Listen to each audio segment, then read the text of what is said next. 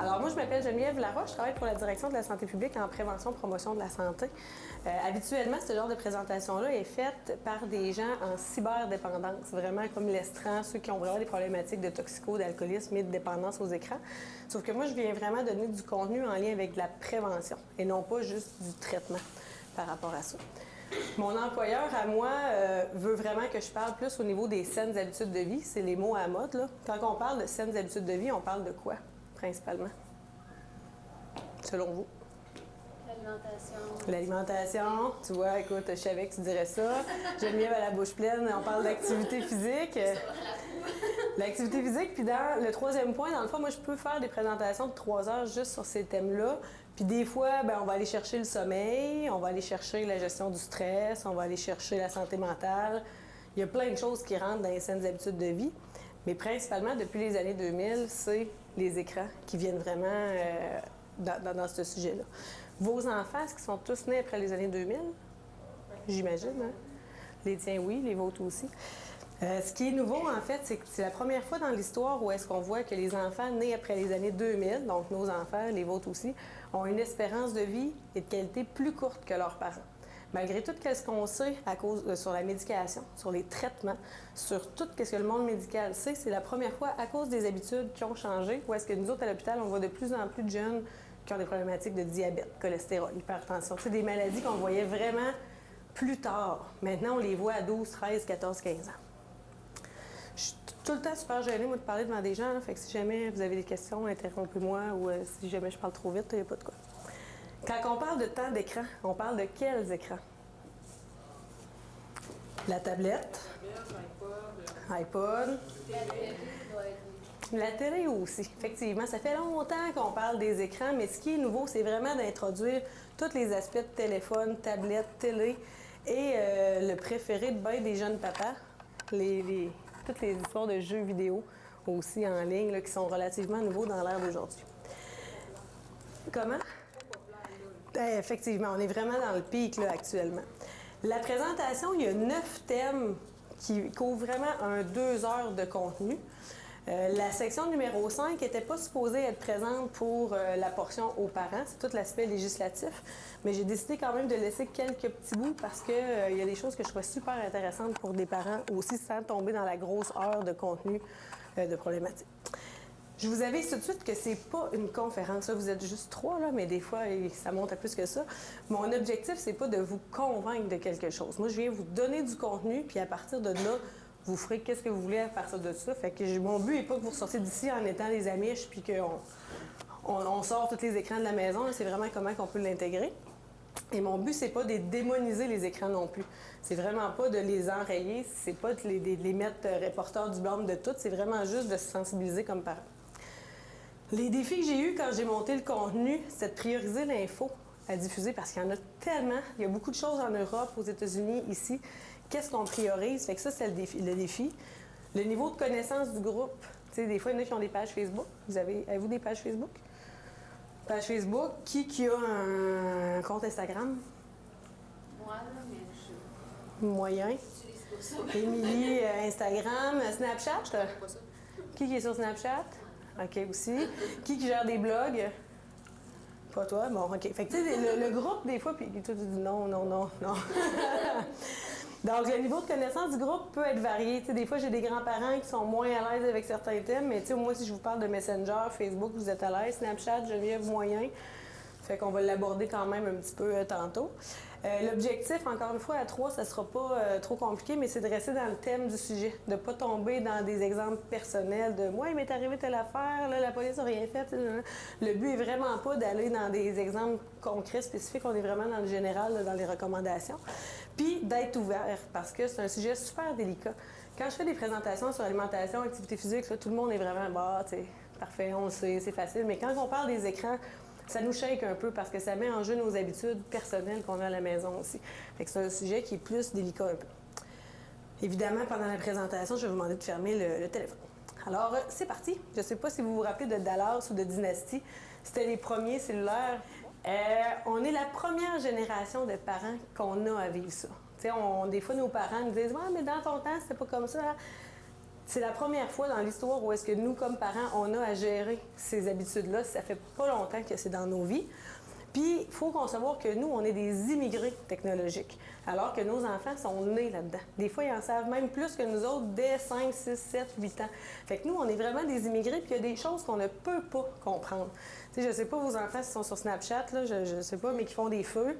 Non. Ils font des feux sur Snapchat. Il faut qu'ils entretiennent des relations. C'est impossible à concevoir comment ça marche, c'est quoi le principe, mais pour eux, c'est important. Fait qu'il y a des choses là, que c'est vraiment pas évident. Mais ça, je vais y revenir souvent. Puis, il y a toute l'évolution des jeux aussi qui s'est passée depuis les années 60. T'sais. Les années 60, le yo-yo, que c'était vraiment de base comme jeu. Les années 70, c'était le jeu ping-pong, là, que la balle faisait ting, ting, ting, ting. Tout le monde, pas mal, se réfère à ça. Pac-Man dans les années 80, dans les années 90, je sais plus comment ça s'appelle, mais tu sais, le monde trimballait ça, puis il fallait le nourrir. C'est comme des Tamagotchi. Des Tamagotchi. Les Tamagotchi, c'est comme l'ancêtre là, des premiers, des jeux aujourd'hui comme Tom's là, qui parle, là, qu'il faut le nourrir, l'amener jouer dehors, nanana. Là. Bon, les Tamagotchi des années 90, puis tu sais, ça a beaucoup évolué, mais ça reste que c'est sensiblement la même chose. Et ce qui est vraiment intéressant de savoir, c'est que le temps d'écran a triplé depuis les années 2007. 2007, qu'est-ce qui est arrivé dans nos vies? Le premier iPhone. Le premier iPhone est arrivé en 2007. La première tablette est arrivée en 2010. Fait que dans une journée de 24 heures, le temps qu'on passe ces écrans a triplé depuis ce moment-là. Est-ce que c'est votre premier bébé, Madame Sophie? Non, c'est le deuxième. Ah, OK. L'autre a quel âge? 3 ans, va avoir 3 ans. Ah, OK. Bon, bien, super. Fait qu'on a des enfants de toutes les tranches d'âge. Fait que grâce aux industries, ce qu'on se rend compte, c'est que oui, on met beaucoup d'accent sur les parents, mais les compagnies ont flairé l'opportunité de faire des sous avec tous les aspects électroniques. Je ne sais pas si vous voyez bien, là, mais j'ai pris ça dans le catalogue de Best Buy. Là. C'est un petit siège vibrant avec le support à tablette. Fait que, tu sais, l'enfant, au lieu de regarder sa mère passer sa balayeuse ou le plus grand frère rouler le ballon, suivre, être stimulé, bien là, tu sais, on met une tablette devant le support on accroche ça sur le siège vibrant. On a le petit pot, où est-ce que mon garçon de 14 ans, lui, quand il a vu ça, il a capoté, là, il en voulait un pour sa fête. C'était vraiment... Il comprenait pas pourquoi ça n'existait pas dans son temps. Là. Donc ça aussi, c'est une habitude qui se concrétise. Le vélo devant la télé. Donc ça aussi, c'est quelque chose qui se vend énormément chez Best Buy, chez Toys R Us. Fait que, tu sais, ils le vendent en disant c'est plus sécuritaire, votre enfant fait de l'exercice, mais tu sais, pendant ce temps-là, votre enfant, il apprend pas l'équilibre, il apprend pas à gérer les surfaces, il est pas dehors, tu sais. Ce qui arrive, dans le fond, c'est que tous ces outils-là, bien, ça crée une illusion que c'est normal d'être exposé devant un écran dès le plus jeune âge, dès cet âge-là, justement. Là. Puis j'en ai même rajouté, là, regarde, des ordinateurs où est-ce que c'est de l'association, les tables d'éveil où est-ce que finalement on glisse la tablette en dessous, fait que le jeune, au lieu de manipuler des trucs, ben il est déjà surstimulé avec l'écran. Puis même à la fin, là, Google Home, mais c'est pas Google Home, là, c'est un autre qui ont inventé un truc qui a fait soulever la communauté scientifique qui, dès que l'enfant, cet appareil-là, dès qu'il entend l'enfant pleurer, il part une berceuse. Après ça, quand l'enfant pleure plus fort, ça raconte une histoire. Quand l'enfant... Puis là, bien, ça déresponsabilise le parent de manière épouvantable. L'enfant, il a peut-être une patte de pris dans la poussière, il est peut-être tombé, il est peut-être là, il a tout en bas. Fait que, la communauté scientifique s'est vraiment repositionnée par rapport à ça en disant il y a des limites. Fait que ça a été même retiré là, de la vente à cause de ça. Est-ce que vous connaissez des avantages aux écrans? Est-ce que ça donne c'est des choses qui peuvent être bénéfiques à avoir des écrans à la maison? Faire des recherches. Faire des recherches, effectivement, s'informer. La communication. Entrer en contact avec le monde qui sont loin, même pas loin, mais se parler vite, avoir des réponses. Est-ce qu'il y a d'autres avantages? Ça stimule aussi. Eh oui, ça stimule, effectivement. Très divertissant. C'est correct. Tu sais, c'est correct quand c'est bien dosé. Effectivement. Il y a effectivement beaucoup d'avantages. Puis je répète que l'objectif n'est pas de démoniser les écrans non plus. Tu sais, c'est correct de voir qu'il y a des avantages, mais de manière générale, toutes les études concluent qu'il y a des avantages aux écrans. Ça peut être utilisé après l'âge de 3 ans. Avant 3 ans, c'est pas vrai qu'il y a des avantages au niveau du cerveau, au niveau de la stimulation. Je ne sais pas si vous connaissez Baby Einstein. Moi, dans mon temps, c'était super pratique. Là. Mais c'est très connu, mais ça vendait aux parents l'illusion que l'enfant va s'éveiller à la musique, aux arts, aussi ou ça. Fait que là, ils sont en poursuite aux États-Unis parce que finalement, les enfants, ça permettait aux parents d'aller prendre sa douche, mais ça les a pas rendus plus artistes pour ça qu'autrement. Il y a 2 conditions pour que les écrans soient, comme tu disais tantôt, que ça peut être bien et ça peut être un avantage. Le premier, c'est qu'il faut que ce soit du contenu de qualité et qu'il y ait des interactions entre la maman, le papa et l'enfant et l'écran. Puis le deuxième, il faut que ce soit des périodes de 10 à 20 minutes. En haut de tout ça, il n'y a plus de bénéfices, il n'y a plus d'avantages nécessairement. Fait que comme parent, même si on dit oui, mais c'est un jeu éducatif, ouais, même si c'est ci, même si c'est ça, après 15-20 minutes, la capacité d'attention puis d'attention de l'enfant n'a plus la capacité, c'est que de l'action-réaction. C'est du réflexe, c'est de l'association. Fait que ça, c'est un point qui est super important aussi. Fait que c'est toujours des blocs de 15 minutes qu'on va aborder. Qui parmi vous écoutait Passe-Partout? Hein, on est pas mal dans cette génération-là, toi un petit peu moins. Mais tu connais le principe de Passe-Partout. Là, ça va être vrai, dans ce temps-là, il y avait 2 postes. Télé Québec avait sauté. Rien à voir, tu sais. L'image générale. Bien, Passe-Partout était financé par qui, savez-vous? Ben toi non, là, sûrement pas. C'était le ministère de l'Éducation. C'est Passe-Partout qui finançait ça, puis c'est vraiment à la base de plein de contenus. Puis il visait vraiment les enfants qui n'allaient pas en service de garde pour qu'ils arrivent avec l'école avec certains acquis de base. Des acquis que je donne là présentement encore en formation quand je donne Ratatam ou Attention à faire mouvement. Puis c'est du contenu assez simple. Puis quand on se rappelle Passe-Partout, il y avait beaucoup d'interactions. Tu sais, avec la fameuse boîte jaune de Pascaro en arrière qui disait « Qu'est-ce qui est dans ma boîte? » Puis là, tu étais sur ton divan, puis elle disait « Est-ce que c'est jaune? » là? Oui. Est-ce que ça se mange? Oui. Là, tu sais. Tu répondais. Il y avait un temps d'attente où est-ce qu'il laissait l'enfant le temps de réfléchir. Ce qu'aujourd'hui, on ne voit pas nécessairement dans les émissions comme Pat' Patrouille et compagnie. C'est un flot d'informations. C'est une surstimulation d'images, de sons, de musique, de ci, de ça. Mais l'enfant n'a pas la notion de réfléchir. Il est assis, il écoute, il est passif. Il n'y a pas de connexion nécessairement qui se font. Fait qu'il est diverti, mais à part apprendre que Chase est sur le coup, puis que le chien peut voler, ou peut-être quelques petites notions d'entraide, il n'y a pas... Oui, ben c'est ça. Je me souviens en anglais. Exact. C'est ça, les mots en anglais, t'avais Exact. Puis il y avait un temps. Tu sais, qu'est-ce qu'il y a dans le sac à dos? Qu'est-ce que tu amènes? C'est quoi après telle émission? Pas après, mettons, le lac. C'est où qu'il fallait aller déjà? Tu sais, il y avait des questions, il y avait des références où est-ce que l'enfant avait pas juste à être assis puis être passif. Il fallait qu'il réfléchisse pour faire des liens, faire des connexions. Puis l'idée n'est pas de faire le procès des Pat' Patrouille là, non plus. Là, c'est vraiment juste de se positionner et de dire il y a des émissions qui existent. Il y avait Cornemuse aussi à l'époque, il y en avait d'autres. Là. Fait qu'il y en avait quand même beaucoup. Les écrans, surtout pour nos ados. Toi, Geneviève, tu as des ados, pré-ados, ici plus bébé, plus. Vous autres, votre plus vieux, c'est... Il va y avoir Rosanne. Bon, fait qu'on est quand même dans pré-ado. Internet, principalement, les filles et les garçons, là, c'est pas la même chose non plus. Vous autres, c'est plus des garçons? Rien que des gars? C'est-tu filles-gars? 2 filles, Geneviève fille, Maison des jeunes, il y a pas mal les 2 aussi. Tu sais, Internet, selon si vous avez des filles ou des garçons, c'est pas non plus le même but. Les filles, ça socialise, ça parle contre leur mère, ça parle contre leurs amis, ça parle contre les autres, puis ta. Les garçons, elles, ils se divertissent, ils vont se changer les idées, ils vont vraiment avoir des objectifs différents, mais nos jeunes d'aujourd'hui n'ont pas réinventé la roue. C'était la même chose à notre époque aussi. Nous, qu'est-ce qu'on avait principalement? C'était filles d'aujourd'hui. Filles d'aujourd'hui, nous, ça se rendait peut-être pas à Saint-Irène non plus, là. Ah, OK. Ils se rendaient au dépanneur. À Saint-Irène, pas à Saint-Irène, mais dans les filles aujourd'hui, là, ben, on patinait, on s'informait, on lisait qu'est-ce qui se passait dans la vie des autres, t'sais. On faisait un peu comme on fait sur Instagram. Nos murs, ils ressemblaient un peu à ça. Voyons, j'ai de la misère avec ma souris. Nos murs ressemblaient à ça. Fait que déjà, on avait un besoin d'appartenir à un groupe, on avait des vedettes, on voulait s'identifier à des choses. Fait que les jeunes d'aujourd'hui qui sont sur Snapchat, Instagram, Facebook, ils font la même chose qu'on faisait nous aussi à l'époque. Puis les garçons, ben c'était pareil, tu sais, ils jouaient avec Donkey Kong, on avait des jeux, des Game Boy, des trucs qu'on trimballait partout. Les gars, on avait nos avatars aussi, avatars de princesse, avatars de Luigi, fait qu'on s'identifiait aussi à des choses. Puis on avait aussi de la violence dans nos jeux vidéo. Je sais pas si vous vous rappelez de Duck Hunt. Ah oui, ça, je l'ai. Duck Hunt avait aussi un peu de violence.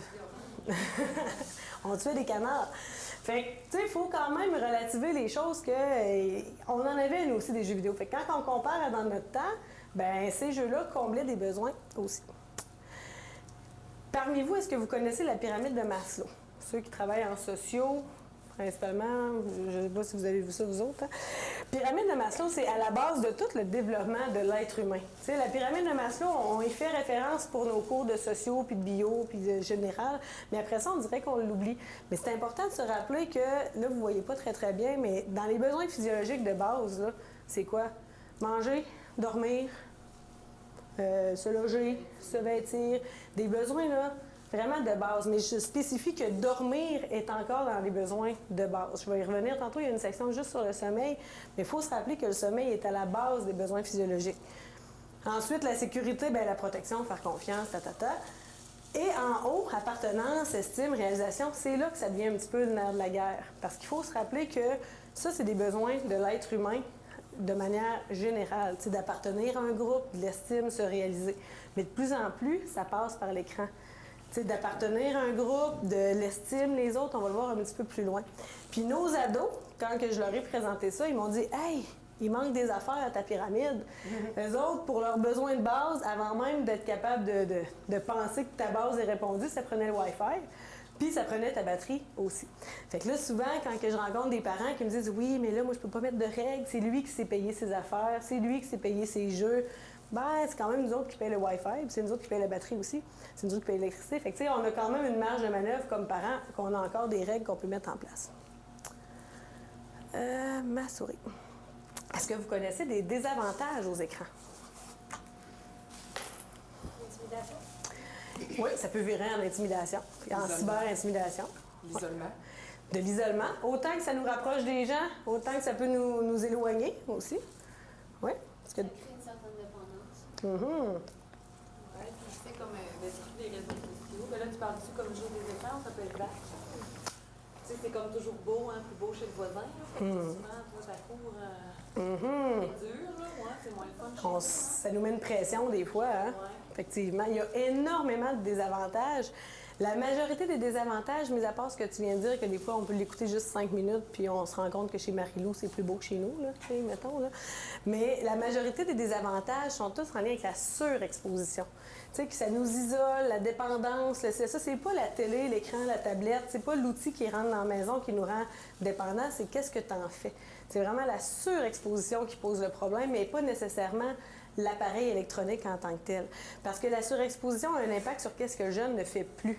Tantôt, quand je vous montrais la photo du petit gars qui est sur son petit pot, là, ben on fait quoi, nous autres, quand on était sur le petit pot, nos enfants? Qu'est-ce qu'on leur donnait le temps que ça arrive? Un livre. On leur donnait un livre. Qu'est-ce qu'ils faisaient avec le livre? Bien, souvent, ils le regardaient, ils le tournaient, ils le mâchouillaient, ils le manipulaient.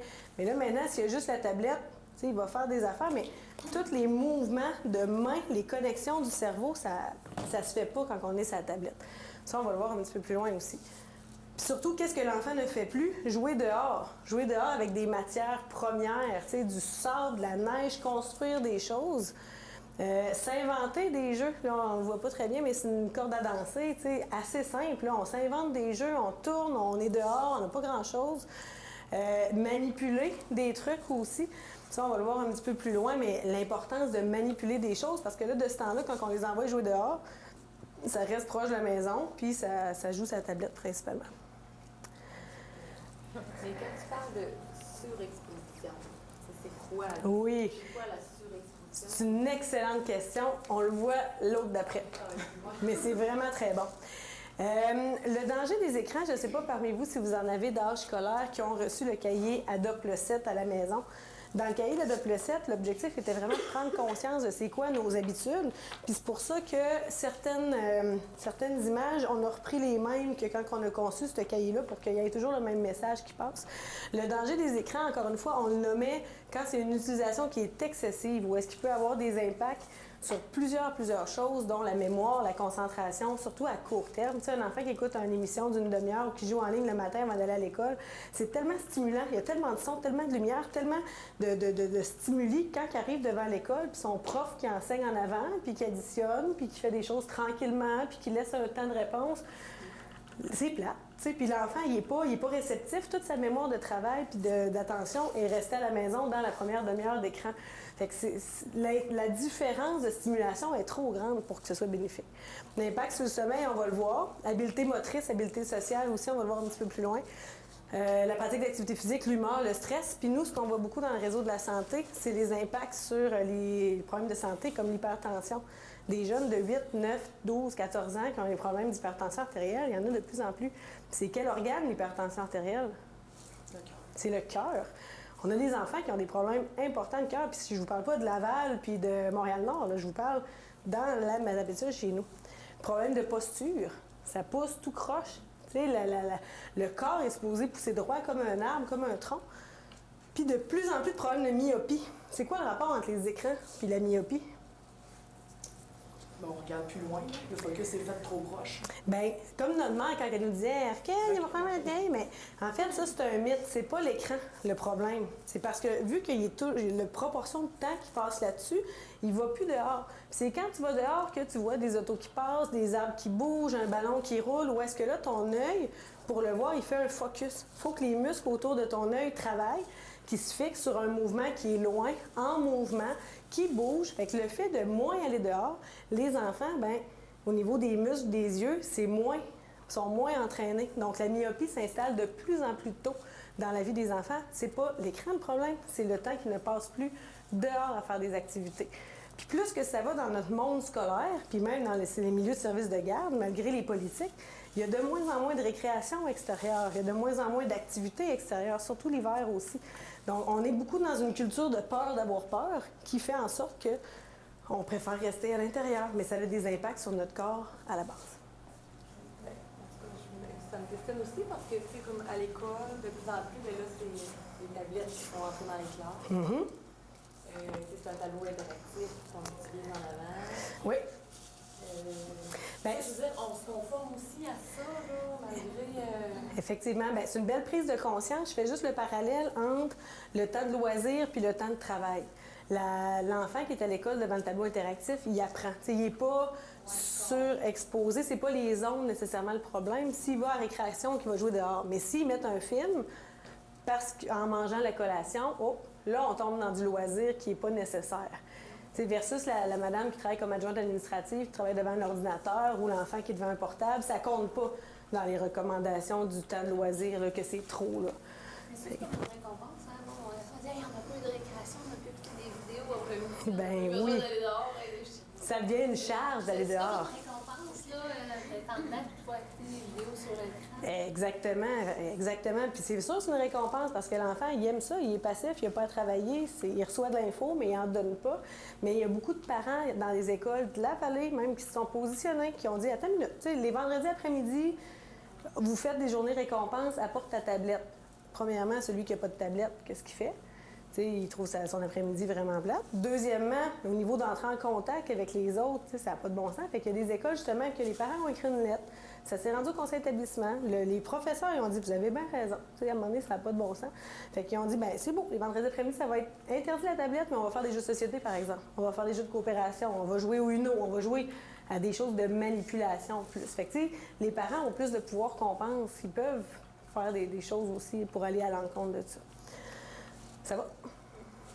C'est toujours une slide ou deux d'avance sur mon contenu, c'est bon. C'est parfait. Surexposition, ça veut dire quoi concrètement? À partir de quand ça devient trop, selon vous, pour le 0-5 ans? Tantôt, tu parlais de blocs de 10 à 15 minutes. Oui. J'aime que ça devrait être ça, 15 minutes ou 30 minutes par jour. OK. Et tu t'en souviens, docteur, elle nous avait dit, il y a 2 ans, votre enfant n'a pas plus que 30 minutes de télé par jour. D'accord, ouais, c'est ça. En fait, quand moi j'ai commencé à travailler... pas ça, 30 minutes, Ben, en bas de 2 ans, c'est pas du tout. Quand j'ai commencé à travailler sur cette présentation-là, la seule recommandation qu'on avait, c'était ce tableau gris-là qui nous disait juste des limites de temps. Donc, 0-2 ans, c'était pas d'écran du tout. Les 2 à 4 ans, maximum 1 heure par jour. Puis, 5 à 17 ans, c'est maximum 2 heures par jour. Puis là, on a mis 5 à 17 ans, là, mais ça aurait pu être de 5 ans jusqu'à l'âge adulte, là. Fait que moi, je marche beaucoup Je marche beaucoup en bloc de 15 minutes, là, comme on disait tantôt. Là. Si je reprends mon triangle du début des saines habitudes de vie, j'avais de l'alimentation, j'avais de l'activité physique, puis j'avais mes écrans. Ça va? Vous êtes d'accord avec ça? Fait qu'au niveau des recommandations, au niveau de l'activité physique, si je reviens en arrière, combien de temps qu'on devrait être actif dans une journée? 30 minutes. Un adulte, c'est 30 minutes. 30 minutes, là, ça veut dire c'est le nombre de minutes dans votre journée où est-ce qu'on sent le cœur battre un petit peu là, dans le cou. Un enfant, ça devrait être combien de temps? Un enfant, là, on va dire 5 à 17 ans. Ils sont capables de plus. En tout cas, ils sont capables de ça, c'est sûr, mais... La recommandation pour avoir des bénéfices à la santé, c'est 60 minutes. Tu sais, quand je parlais des dangers de surexposition, là, concentration, mémoire, sommeil, habileté motrice, les enfants devraient être 60 minutes. Fait que si je le mets en 15 minutes, ça fait combien? 4. Bon, on va y aller en 15 minutes. Fait que 15 minutes pour bouger. Les adultes, c'est 2. Les écrans, la recommandation de nos 5 à 17 ans, c'est 2 heures. Ça veut dire 2 heures, c'est combien de 15 minutes? Hein, je vous fais faire des maths en même temps, là. Fait que c'est quand même 8 qui ont droit. Tu sais, en le mettant en 15 minutes, des fois, les enfants, ça a l'air plus que 2 heures. Dans une journée, il y a combien de 15 minutes? 24 fois... Hein, là. Je vous le donne, là. Il y a 96 15 minutes dans une journée, OK? Fait que je laisse ça en suspens. Je vais y revenir tantôt, mais ça, c'est les recommandations. Fait que, tu sais, c'est quand même logique. Sur 96 minutes, 96 quarts dans une journée, on en prend 4, 2 ou 4 pour bouger, puis on en prend 8. Le reste, bien, idéalement, c'est du sommeil. Fait que ça, c'est les recommandations de base parce qu'au-delà de ça, c'est là qu'on se retrouve en surexposition puis qu'il nous manque du temps pour faire d'autres choses. Il y a une formation que je donne dans les CPE qui s'appelle « Attention, enfant en mouvement ». Dans les 60 minutes, là, puis même les enfants en bas de 5 ans, c'est 180 minutes. C'est 3 heures de temps qu'un enfant en bas de 5 ans devrait bouger. Pas de s'inscrire en cours de taekwondo ou de natation, juste monter dans son bal de taux, descendre les marches, sauter sur un petit banc. Depuis un enfant, là, si tu suis tout ce qu'il fait, là, t'en gaules une shot. Là. Fait qu'un enfant devrait être en moyenne 180 minutes dans de l'intensité faible, moyenne, élevée, puis le plus possible ici, où est-ce qu'il y a chaud, là, puis qu'il a monté avec sa crise-carpette ou ça se coupe en haut de la butte, puis qu'il redescend, tu sais, c'est vraiment dans ces moments-là. Dans les CPE, ils ont fait des analyses au Québec, là, dans des CPE convaincus que c'était important de bouger, puis que pour eux, les saines habitudes de vie, c'est important. Ils ont mis des petites montres polaires où est-ce qu'ils captaient la fréquence cardiaque des enfants. Selon vous, combien de temps les enfants dans nos milieux de garde passent ici? Quand même pas zéro. Quand même pas zéro. Mais selon vous, là, pense à ton enfant de 3 ans ou à d'autres, là. Essayez de quoi? 60. 60 minutes, tu sais, sur un chiffre de 9 heures à la garderie, 60 minutes?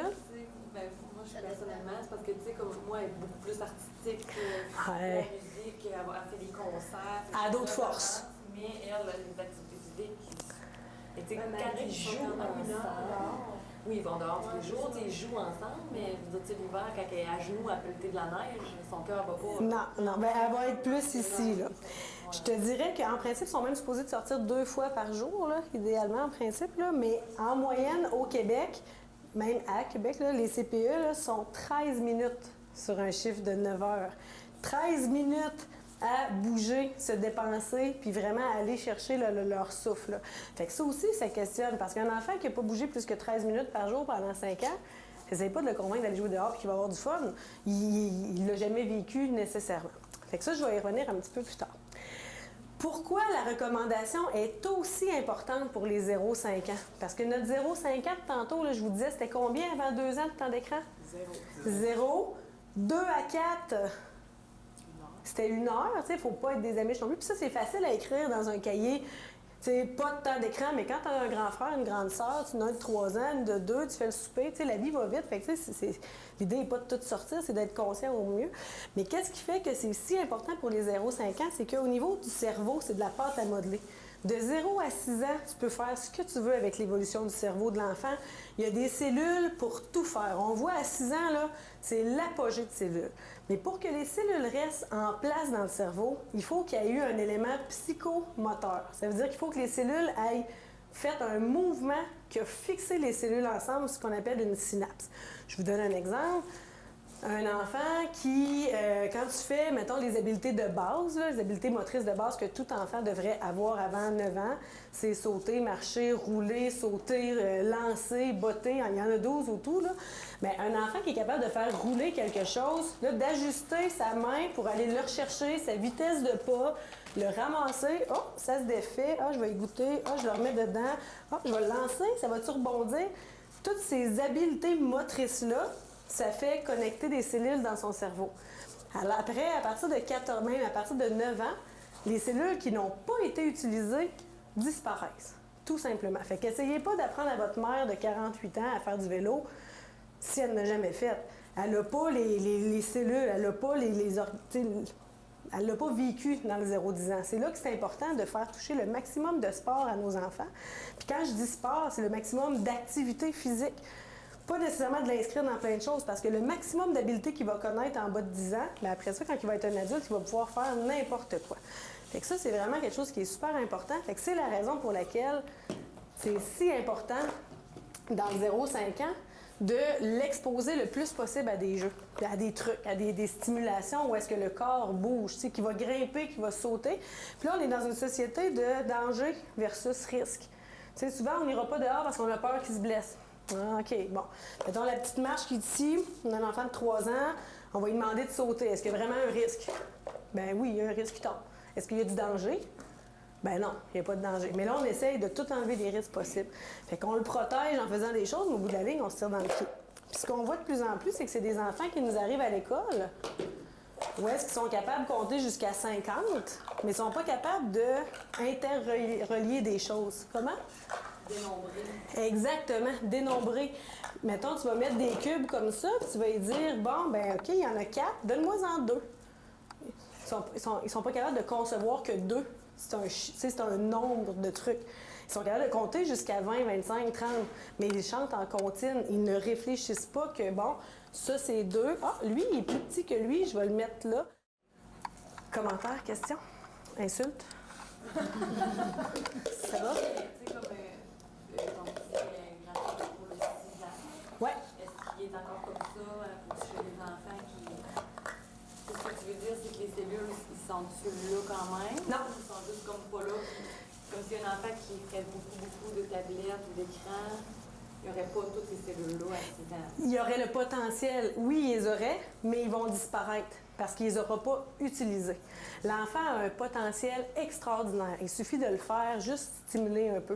Puis il y a une vidéo que je vais vous envoyer, que je n'ai pas le temps de présenter pendant le 2 heures, mais avec votre adresse courriel, je vais vous l'envoyer. Ça s'appelle l'autisme virtuel. De plus en plus, on voit des jeunes qui ont des TSA, qui ont des troubles de spectre de l'autisme, mais qui sont exposés des 4 à 5 heures par jour devant les écrans. Des enfants de 3, 4 ans, 5 ans qui ont des retards de langage majeurs, le support avec les yeux aussi ont de la misère, le regard fuyant, ils ont plein de symptômes de TSA. Mais sont constamment sur des écrans. Les parents sont toujours sur des écrans. Puis j'écoutais un reportage dernièrement, même de Dr. Chiquan, qui disait de plus en plus ce qu'il voit à Sainte-Justine, c'est des enfants de 8-9 mois qui ne sont pas capables de suivre. Mais tu sais, un enfant qui allait, c'est déjà l'âge de la naissance, là, qui est au sein. Qu'est-ce qu'il fait souvent l'enfant quand il est au sein et qu'il boit? Qu'est-ce qu'il cherche des yeux? Il cherche quoi? Il regarde quoi? Il regarde les yeux de sa mère. Sa mère, elle, quand elle voit, souvent, qu'est-ce qu'elle va faire? Elle regarde. L'autre, puis elle sourit. Fait que là, l'enfant, tout de suite, c'est des cellules qui apparaissent. Il fait « Ah, OK, quand je cherche des yeux, elle me regarde. Ah, elle sourit. » Tu sais, il ne réfléchit pas comme ça, mais c'est des connexions qui se font. Mais quand un enfant cherche le regard de sa mère puis qu'il voit quoi?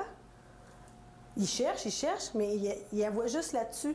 Bien là, lui, il se dit « Pourquoi je chercherais le regard des autres? J'ai quoi comme valorisation à regarder le regard des autres? » Je dis pas de ne pas le regarder, un coup qui dort, un coup qui n'est pas là, là, on peut être sur l'écran, mais l'enfant, lui, son besoin de base dans ces âges-là, c'est de chercher la connexion, rentrer en contact avec son environnement.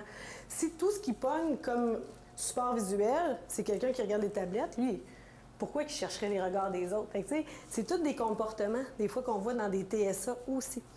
Fait que ce que les médecins ils font, ils disent essayez de baisser à moins de 1 heure, moins de 2 heures par jour. Puis l'évolution, là, ça monte en flèche. Des enfants qui naissent à 4 ans parce que tu débranches les écrans. Fait que ça, c'est un petit lien de 12 minutes que je vais vous envoyer qui est assez spectaculaire là, comme impact. Mais j'avais, en tout cas, j'ai déjà travaillé avec un enfant qui C'est un peu ça, là, dans le fond, le psychologue avait comme établi que c'était comme une déficience acquise par manque de stimulation parce que c'était ça. C'était rien d'autre, tu sais, je veux dire, fait que lui, justement, tout le reste de la vie, là.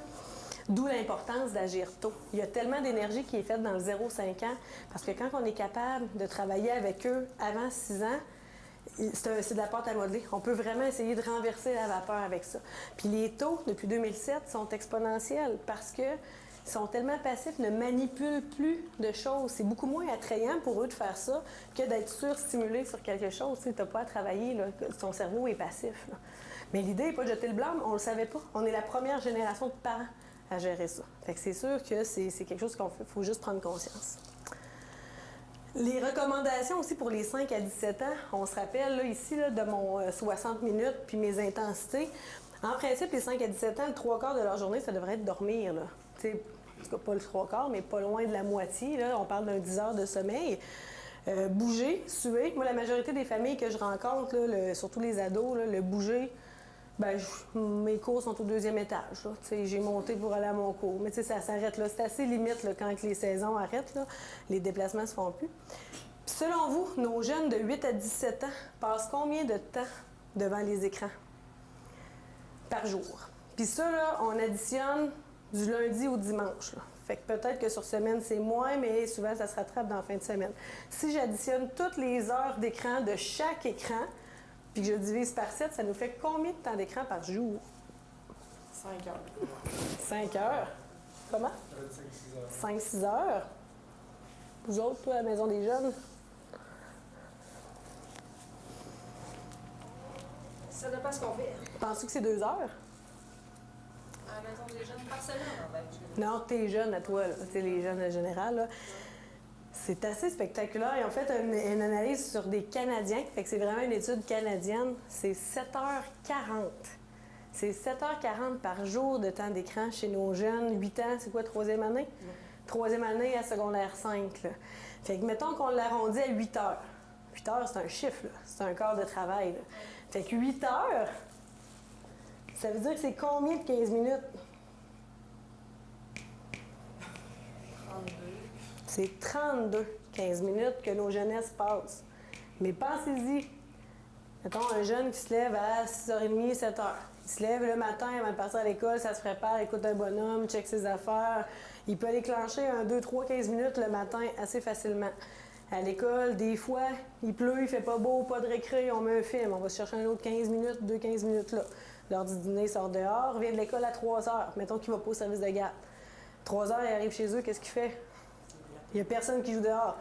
Fait qu'il va s'installer en ligne, il va jouer en ligne de 3 à 5. Maman arrive de travailler vers 5 heures. Qu'est-ce qu'elle fait, maman, à 5 heures? Elle fait le souper. Qu'est-ce qu'il fait pendant le souper? Sa tablette. Il est sa tablette. OK, on mange ensemble. Après souper, qu'est-ce qu'on fait? On fait la routine, les bains, les dodos. Après souper, on fait quoi? On écoute la télé. On se colle. On écoute la télé. Puis ça, mettons qu'on se rend jusqu'à 8 heures. Fait qu'on va chercher le 4-5 heures tous les jours assez facilement. Puis les enfants d'âge présco, des fois, ils nous arrivent de la garderie puis ils ont déjà leurs 2 heures de temps d'écran d'accumuler, puis on le sait pas comme parents. Fait que, nos journées vont vite à nous autres aussi, là. Mais eux, ils ont énormément de temps passif à se divertir. Fait que ça, c'est un constat qui est quand même important à garder en tête. Parce que quand sur 96 15 minutes, on en passe 32, il en reste plus ben pour faire d'autres choses. Alors que la plus grande excuse de pourquoi je peux aller m'entraîner ou que je peux aller courir ou que je peux aller faire ci, c'est quoi? Pas le temps. J'ai pas le temps. J'ai pas le temps, mais on a le temps d'en faire, par exemple. Il faut être constant et cohérent dans ce qu'on se donne comme raison. Ces stats-là que je vous donne, si on les ramène au Québec avec participation, c'est 76 %. Donc, c'est le 3/4 des jeunes du primaire qui dépassent le 2 heures de temps d'écran de loisirs par jour. Puis j'insiste sur le temps de loisirs, parce que le fait, mettons, qu'ils écoutent un film historique, c'est la Première Guerre mondiale, puis que ça rentre pas dans 2 heures. Il faut être conscient de ce qu'ils écoutent aussi. C'est un but éducatif, mais il ne faut pas capoter non plus.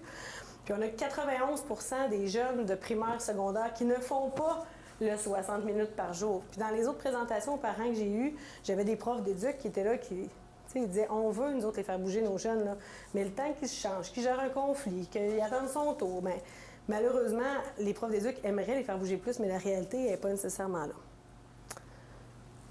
Commentaires, questions? Ça va?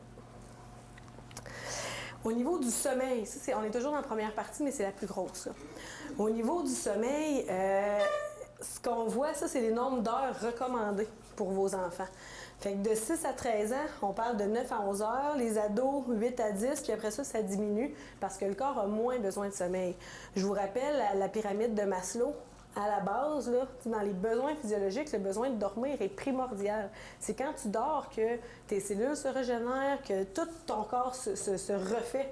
Toutes les acquisitions de la journée, c'est là que ça se fait aussi. Fait qu'au niveau du sommeil, c'est vraiment quelque chose d'important à garder en tête que depuis l'arrivée du premier iPod, donc depuis 10 ans, l'heure du sommeil de nos ados ont chuté d'1 heure. Donc, ils dorment 1 heure de moins que la recommandation de manière générale. Puis les ados d'aujourd'hui, des années 2007, dormaient aussi 1 heure de moins que ceux d'avant. Fait que, de plus en plus, le sommeil est écopé. Pour pouvoir passer plus de temps ici, il en brûle ailleurs, puis le sommeil vient jouer beaucoup. Une nuit de sommeil, de la manière que c'est conçu, ça, je ne savais pas si j'allais laisser, puis finalement, dans les commentaires, les gens, c'est du nouveau matériel, là. De 11h à, mettons, toutes les nuits, là, c'est des cycles d'1h30.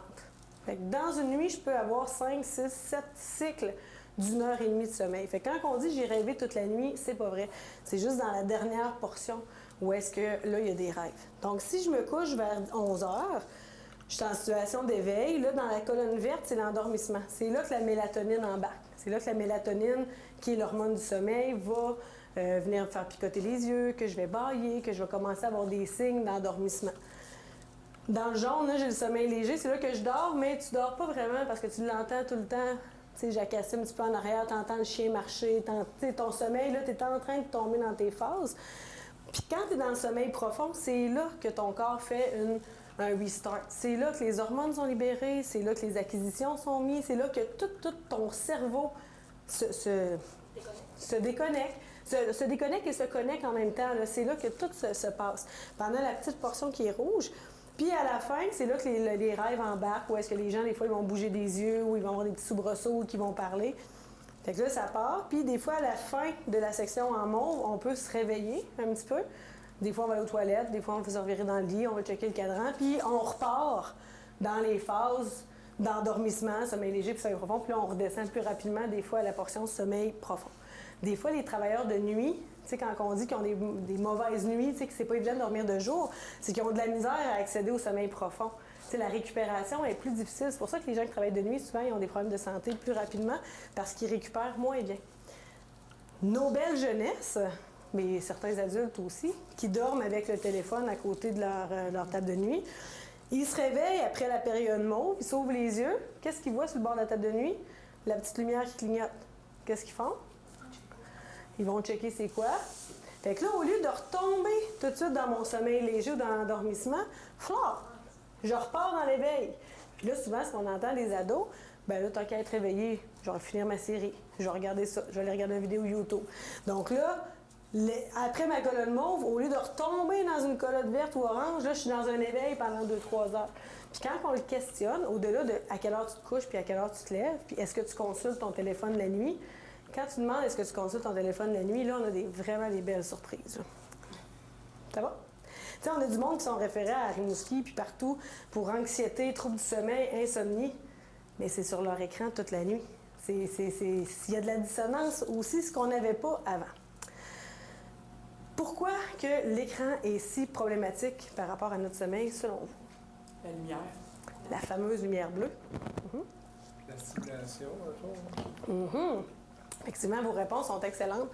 En fait, il y a 3 raisons principales. On le voit, là, les photos, hein? La petite lumière bleue qu'on parle, là. En fait, cette lumière bleue-là, elle vient diminuer puis même empêcher la sécrétion de mélatonine. La mélatonine, c'est une hormone qui se vend en pharmacie aussi, là, en petites capsules, mais notre corps en fabrique. Puis la mélatonine, c'est elle qui est libérée quand elle distingue le jour de la nuit. Fait que c'est pour ça, encore une fois, que les travailleurs de nuit ont plus de difficultés. Mais quand tu es sur un écran, ben ton cerveau, il pense que c'est le jour. À cause de la manière que ton œil, avec la lumière, pense que c'est le jour. Fait qu'il ne libère pas la mélatonine. Fait que là, nos téléphones intelligents, ils ont un petit mode nuit qu'on peut mettre, où est-ce que l'écran devient plus jaune que bleu. Fait que oui, ça vient jouer. C'est déjà mieux en soirée quand on a consulté notre téléphone, de l'avoir en mode nuit. Ce que tu disais, Guillaume, c'est l'autre d'après, là, mais être sur un écran, c'est une activité élastique. Ça veut dire que le temps que tu passes sur tes écrans dans le jour, bien, tu vas moins jouer dehors, fait que tu as moins de dépenses énergétiques. Le fait de ne pas avoir joué, pas avoir bougé, pas s'être dépensé dans du moyen puis du élevé, fait en sorte que c'est plus long avant d'accéder dans notre sommeil de récupération. Puis finalement, qu'est-ce qu'on fait? Si tu écoutes un pas de patrouille ou que tu tues des zombies sur ta tablette avant d'aller te coucher, c'est sûr qu'au niveau de l'adrénaline, là, le cortisol embarque, l'adrénaline embarque, puis là, la fréquence cardiaque, elle augmente aussi. Ce qui fait en sorte que tu peux pas juste fermer ton écran puis aller te coucher. Tu vas être trop longtemps dans ta phase d'éveil puis d'endormissement. Les délais vont être trop longs. Mais si je suis sur mon tablette puis que je lis des poèmes puis que je lis un livre, puis tu sais, ça n'aura pas le même impact que si j'écoute des bonhommes ou si j'écoute des trucs où est-ce que ça me demande de l'adrénaline. Ça va? Quand on manque de sommeil, on se rappelle la pyramide, les impacts le lendemain matin. Quand on a des jeunes enfants, hein, on sait c'est quoi les impacts du manque de sommeil. On manque de concentration, on manque d'attention, on n'est pas capable de faire 2-3 choses en même temps. On tombe dans le bine assez facilement. L'impact sur le scolaire, puis tout au niveau de l'humeur. Même au niveau de l'humeur, là, quand on manque de sommeil, encore une fois, c'est un besoin de base. Quand on manque de sommeil, le lendemain matin, on peut être plus irritable, avoir des sauts d'humeur, avoir une humeur dépressive, être triste. Ça vient jouer sur notre état mental aussi. C'est pas juste de dormir pour dormir, mais c'est vraiment, c'est banaliser l'impact entre les écrans puis le sommeil sur tous les autres diagnostics qu'on peut avoir. L'objectif, c'est pas de démoniser les écrans, encore une fois, mais de pas penser que nos enfants, c'est des mini-adultes. C'est pas parce que moi, je suis souvent sur mon écran à regarder une recette, à écrire à mon chum pour savoir qu'est-ce qui s'en vient, de faire une commission, de commander quelque chose, de regarder la météo, de regarder l'état des routes. Nous, on est sur notre écran pour beaucoup de raisons. T'sais, communiquer avec grand-maman, aller chercher de l'info, vraiment beaucoup. Nos enfants, eux, la principale raison pour laquelle sont ces écrans, c'est pourquoi? C'est pour se divertir. Fait que les enfants, c'est pas des mini-adultes. On n'a pas les mêmes rôles qu'on fait là-dessus. Puis ça, il faut le comprendre. Puis les enfants, ils ont des besoins de cerveau que nous, on n'a pas. Quand je vous parlais de manipuler des choses, de jouer avec des trucs, vraiment, ils ont des besoins que nous, on est passé par là, mais qu'eux ne font pas nécessairement. L'objectif n'est pas de se culpabiliser comme parents non plus. On ne le savait pas. On est la première génération de parents techno. Mais là, maintenant, on le sait. Fait qu'à partir de là, quand je prends une décision, bien, je l'assume. C'était la plus grosse partie. Fait qu'inquiétez-vous pas, les autres sont plus légères un petit peu. On fait beaucoup de blâme à nos parents, à nos enfants, mais nous, comme parents, qu'est-ce qu'on fait? Quand à la base, Cosmos a mis en place cette présentation-là, il partait de l'idée de c'est quoi un bon parent? Bien, un bon parent, c'est pas un parent qui interdit les tablettes, puis c'est pas un parent qui met des règles à pu finir. Un bon parent, c'est un parent qui se questionne, puis qui se remet en question. On est la première génération de parents à avoir ça à gérer. Fait que si on ne se remet pas en question, on ne peut pas dire que c'est pas de notre faute. Il faut vraiment se réajuster en fonction de ce qui rentre dans la maison. Soyez très à l'aise pour les prochaines questions de répondre ou pas, mais c'est des questions qui amènent encore une fois à se remettre en question pour voir est-ce que je suis prêt à mettre des règles à la maison. Est-ce que ça vous est arrivé de parler ou de texter en conduisant? À une lumière, on envoie un pouce, on fait quelque chose. On fait des grands signes de tête. Est-ce que j'utilise mon cellulaire comme réveil matin? Si je l'utilise comme réveil matin, bien, ça veut dire qu'il est dans ma chambre. Ça veut dire que si je vais faire aux toilettes, que je reviens, je vais voir si la lumière clignote, ça va être difficile de ne pas le regarder. Est-ce que ça m'arrive de répondre à des messages personnels pendant mes heures travaillées? Ça nous arrive, une grande majorité de personnes aussi. Est-ce que ça m'arrive de répondre à des textos ou des appels, même devant des gens? Ah, excuse-moi, il faut vraiment que je le prenne. Je m'excuse, mais c'est vraiment urgent. Est-ce que mon entourage me fait parfois des reproches? Ma blonde, mon chum, mes enfants, « Ouais, t'es tout le temps là-dessus. » Est-ce qu'il y en a qui me font des commentaires? Les 5 autres, est-ce que j'ai déjà vécu une situation ambiguë liée à des messages qui portaient place à l'interprétation? J'ai envoyé un message, mais là, j'ai pas mis d'émoticône. Fait que là, ils pensent que je suis fâchée. Puis là, j'ai pas mis la bonne affaire. Puis là, finalement, tu gères quelque chose pendant une demi-heure. Que ça aurait pu être juste un téléphone. Tu t'occupes-tu du petit? Non, oui. Finalement, c'est toi ou c'est moi? Des fois, ça nous amène plus de problématiques que d'autres choses. Est-ce que je suis parfois irritée quand on répond pas rapidement à mes messages? Sur Messenger, je vois qu'il a vu mon message, mais il m'a pas répondu tout de suite. Bien ça, nos adolescentes, de plus en plus, ça revient énormément. elle a vu que elle a vu mon message, pourquoi qu'elle me répond pas? Puis là, j'ai dit quelque chose de pas correct, puis là, pourquoi? Puis ce qu'on lit comme recherche, juste le fait de partir dans des scénarios de peur comme ça, là, il est peut-être arrivé quelque chose, peut-être qu'elle conduisait, peut-être fait un accident, puis là, pourquoi? Là, ben là, ça embarque le cortisol, ça embarque l'adrénaline, ça embarque le stress, puis ça nous fait sentir comme s'il se passait un drame, alors que elle n'a juste pas répondu au message parce qu'elle était peut-être occupée à faire d'autres choses. Avant, on envoyait des lettres, hein, tu sais. Avant, on envoyait des lettres. La lettre, il fallait qu'elle se rende, qu'elle réponde, qu'elle revienne. Après ça, c'était le téléphone. Après ça, c'était des répondeurs. Tu sais, on a tout ce que ça prend pour entrer en contact avec les gens, mais on n'est plus capable d'attendre non plus, tu sais, de vivre le moment présent. Est-ce que sans que ce soit une urgence, on m'a écrit tard en soirée, la nuit, et j'ai répondu? Est-ce que je partage parfois des images ou des nouvelles sans avoir vérifié la source? Là, c'est c'est un spécial d'enfants disparus, là. Des fois, c'est des enfants, ça fait 2 ans. Ouais. Genre, là, tu dis, il n'a même pas regardé la date. Puis il y en a. De ce temps-là, c'est fou, là. C'est capoté, là, les enfants, c'est triste, là, tout le temps. Là. Mais ce que j'avais aussi avec quelqu'un qui avait dit de faire attention, parce que quand tu partages de situations comme ça, du monde disparu, mais que c'est pas une source policière ou une source fiable, bien, ça peut être le papa violent qui cherche ses enfants. Fait que là, toi, tu partages. Hey, oui, je l'ai vu à Sébec, tu sais. Non, tu sais, dans le sens qu'il faut vérifier vraiment les sources avant d'aller dans les partages. Oui, ça, c'est un drame parmi d'autres. Là. À un moment donné, quand il y avait le journal de Montréal, là, les fausses nouvelles, les matantes partageaient tout. Donc ça, c'est bon. Au niveau du cadre sain et sécuritaire, pour revenir aussi à ta question, quand est-ce que c'est trop? Bien, je ramène encore aux habitudes en général. Si on a un enfant qui joue dehors, qui bouge, qui fait partie d'une gang, qui se valorise, qui revient de jouer dehors, puis qui est content, puis qui est chez des amis, puis dans toute son organisation fonctionnelle, ça va bien. S'il fait son 2 heures d'écran le soir, qu'il joue en ligne, peu importe, tout est une question d'équilibre. Mais de plus en plus, ce qu'on voit, c'est que les enfants, leur appartenance, leur estime, leur réalisation passe par ça. Ce que les enseignants nous disent, c'est que je leur demande de me raconter leur fin de semaine, de me faire ça en dessin ou de le parler, puis ça a joué en ligne toute la fin de semaine. Ben, t'as-tu fait du vélo? Ben non, je n'ai pas fait de vélo. T'as-tu joué dehors? Il faisait soleil? Non, j'ai joué à tel jeu, tel jeu, tel jeu, tel jeu. Donc, les sentiments passent par ça. Il n'y a plus rien d'autre. Mais le jour où est-ce que j'ai plus de Wi-Fi, plus d'électricité, comment que l'enfant fait pour, puis même l'adulte fait pour se réaliser autrement que par ça? C'est ça le grand drame de la prochaine génération. À partir de là, ce que j'entends souvent aussi comme problématique, c'est les types de jeux auxquels que nos enfants jouent. Je ne sais pas les vôtres qui ont commencé à jouer, mais ce qu'on essaie d'amener les gens à faire de plus en plus, les parents, c'est de regarder à quoi nos jeunes jouent puis de s'informer c'est quoi les jeux. Les jeux très populaires de ce temps-là, puis là, il y a une centaine de parents là, comme vous qui ont participé aux présentations, puis ça tombait pas mal dans les jeux que leurs jeunes jouaient. Là. Le principal, on a Fortnite. Est-ce que vous connaissez Fortnite? Maison des jeunes. Maison des jeunes, ça joue à ça. Hein? Puis même de plus en plus à partir de la 4e année. Mais pas dans Maison des jeunes. Non, Chez eux. ils jouent chez eux, effectivement. Ouais, chez eux, puis on les voit plus Parce qu'ils jouent chez eux.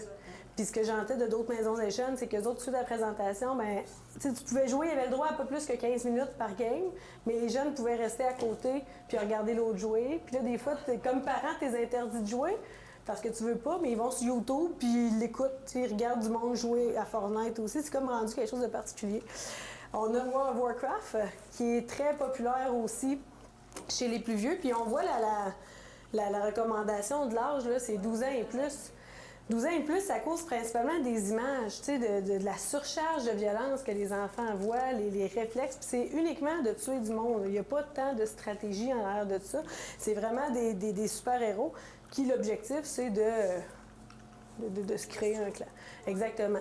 Puis ces jeux-là, c'est des jeux qu'on appelle MMO, des jeux multijoueurs online. Là. Ces jeux-là, c'est que des fois, tu es 1000 à jouer en même temps. Tu en as de Laval, de Trois-Rivières, d'Allemagne, de l'Arizona. Fait que là, les jeunes, ça joue avec leur casque. Puis c'est super le fun de les voir jouer parce qu'ils se parlent. Des fois, même, ils se parlent en anglais. Ils se font des trucs. Puis il y a vraiment des beaux avantages de base, là. Puis ce qui arrive, c'est qu'ils se construisent des avatars, des personnages que des fois, le petit jeune de 11 ans, 12 ans, c'est le druide dans l'histoire. Fait que c'est le seul qui a la potion magique pour pouvoir aller faire quelque chose. Mais pendant que toi, le petit jeune de 11 ans, est à l'école, la game continue. Le jeu n'arrête pas. Tu sais, avant, nous autres, on pouvait le mettre sur pause puis arrêter. Mais là, le jeu continue. Fait qu'il y a hâte. Tout le monde y met de la pression pour qu'il revienne vite à 4 heures parce que c'est lui qu'il faut qu'il vienne régler des problèmes. Donc, dans ma pyramide là, d'appartenance, d'estime, de réalisation, Lui, là, c'est là qu'il cote fort. Puis des fois, sa vie virtuelle est bien plus intéressante que sa vie en vrai. Parce qu'à l'école, il n'y en a peut-être pas d'amis, ou il y a peut-être de la misère à faire en contact avec les autres, puis il y a peut-être moins de force que les autres. On a Call of Duty, Call of Duty qui, on rappelle, qui est 18 ans et plus, qui a plusieurs cassettes. Puis ces jeux-là, là, ça n'a pas été inventé il y a 3 ans. Là. Il y en a certains qui datent depuis 20 ans. Tu sais, il y en a certains que ça fait depuis les années 90, ça existe. Au début, c'est des séries télé. Puis là, à chaque 2 mois, il y a un nouveau tableau qui augmente. Fait que tu sais, les jeunes sont constamment stimulés et sont motivés. Mais il y a des images qui sont assez particulières dans ces jeux-là. Là. Et le plus populaire présentement chez nos jeunesses, le fameux GTA. GTA, qui est Grand Theft Auto, là, qui date encore là, lui, de 97, que c'était des émissions de télé. Puis lui, la particularité, c'est que c'est des gangsters, les personnages principaux. Mais les gangsters ont vraiment des forces, puis ils ont chacun des particularités. Puis tu regardes la vidéo, là, puis eux autres, dans le fond, ça se promène, ça tue des civils, ça tue des grands-mères, ça botte des enfants, ça arrive à côté des chars de police, puis ça bat les policiers à coups de barre de métal, ils sont 3-4 sur une police, le sang revole. C'est des images qui sont assez saisissantes pour des jeunes. Là. Fait que, tu sais, ça aussi, c'est quelque chose que la maturité du cerveau, je vous rappelle, là, le cerveau est en pâte à modeler. Là. Lui, des images comme ça, il l'interprète comme étant la vraie vie. C'est pas des mini-adultes, ils sont pas capables de dissocier ça c'est vrai, ça c'est pas vrai. Donc, des fois, quand tu as une graine de trouble de position, trouble de confrontation, de la misère à accepter les règles, puis que tu joues à ça, bien, tu nourris ton trouble, ton réflexe de tout le temps réagir de manière plus agressive aussi. Fait que ça, il faut être conscient que c'est pas la vraie vie.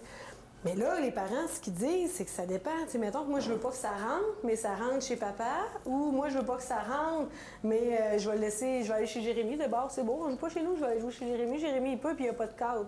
Fait que dans le fond, c'est délicat, là. Fait que... C'est souvent ça, hein? Mon ami, il a le droit, pourquoi moi, j'ai pas le droit? Exact. Mon garçon dit, chez papa, j'ai le droit de me promener juste en auto dans le show-là, mais juste en auto, il y a une prostituée à toi. T'en plein ça. Exact. C'est comme même. Exact. D'où l'importance tu sais, de se caser comme parent, puis de se repositionner, puis de, comme c'est écrit en haut, tu sais, de s'asseoir avec, puis de le regarder jouer aussi, parce que il y en a beaucoup, que ce que j'entends dans le milieu scolaire, c'est que quand on parlait des plans d'intervention, qu'est-ce que tu fais de tes temps libres? Je joue à GTA, je joue à Fortnite. Tu sais, les intervenants scolaires ne connaissaient pas nécessairement ça. 5 ans, là, moi, des fois, là, en maternelle, là, c'était ça qu'il y avait ça à faire avec le Ouais. Call of Duty. Là. Exact. Son parent, il a tout de même acheté ça. Absolument. Des fois, c'est le grand-parent. C'est pour ça que les grands-parents étaient invités aussi aux présentations, parce que des fois, ils écrivent ça sur la liste de cadeaux de Noël, puis le grand-parent, ou même à la limite la matante ou le parrain-marraine, il ne réfléchit pas, puis il ne voit pas la petite étiquette. Fait que c'est important de revérifier les codes d'âge. Je vais juste vous montrer ici, là. Moi, quand j'ai commencé à faire mes fonctions en 2013, j'avais demandé un peu de voir qu'est-ce qui fait que les jeunes ne vont plus à l'école en marchant. Tu sais, ceux qui restent à l'intérieur de 800 mètres, 1 kilomètre de l'école, là, qu'est-ce qui fait qu'ils ne vont plus à l'école en marchant? Parce que c'est souvent là qu'on allait chercher d'activité physique. Tu sais, on se poussait dans les bandes, on grimpait, on glissait. Tu sais, on n'était pas déposé à la porte devant chez nous, puis qu'on rentrait, qu'on écoutait la télé. Là. Tu sais, il y avait quand même des moments où est-ce que là, on pouvait bouger un petit peu plus dehors. J'ai rencontré beaucoup de parents, beaucoup de conseils d'établissement. Puis c'était quoi les raisons principales qui faisaient que les parents ne laissent plus leur enfant marcher pour aller à l'école? Ceux qui sont à distance de marche, évidemment. Selon vous? La peur. La peur de quoi? Ben, des autres, il pourrait avoir un accident. Oui, effectivement. La peur qu'il leur arrive quelque chose, puis peur de se faire écœurer, ça c'est sûr, mais dans l'autobus, des fois, t'as aussi cette peur-là aussi. La peur du kidnapping. Tout le monde me parlait de Cédrica Provencher. Fait que, tu sais, on les laisse pas marcher 300 mètres, 500 mètres pour aller à l'école, pour peur qu'ils se fassent kidnapper, mais on les laisse jouer en ligne dans leur chambre. Tu sais, il y a de la dissonance en ce qu'on dit qu'on n'a pas la maturité pour faire, parce qu'un enfant, à partir de la 4e année, la maturité du cerveau, où est-ce que tout est en place, puis là, ça peut varier d'un enfant à l'autre, là, mais pour être capable de traverser une rue, voir qu'il y a un auto qui arrive, anticiper la vitesse, s'arrêter de marcher. Tu sais, un enfant de 5 ans, des fois, il y a de la misère à courir puis à arrêter. T'sais, fait que, 5 ans, 6 ans, 7 ans, la maturité n'est peut-être pas là pour se faire une distance de 800 mètres, mais à partir de la 4e année, si tu l'as fait avec lui comme parent, si tu as montré, bien, tu y apprends les bases. Mais là, on les laisse pas aller à l'école, c'est rare. Le monde qu'on voit, les trottibus ont été mis en place, entre autres, pour essayer d'amener les jeunes à marcher plus. Puis selon vous, c'est quoi le pourcentage des jeunes qui ont un accès libre à Internet, qui sont dans leur chambre, là, qui vont voir ce qu'ils veulent, comme ils veulent, puis qu'il n'y a rien? Primaire et secondaire. Il n'y a aucune règle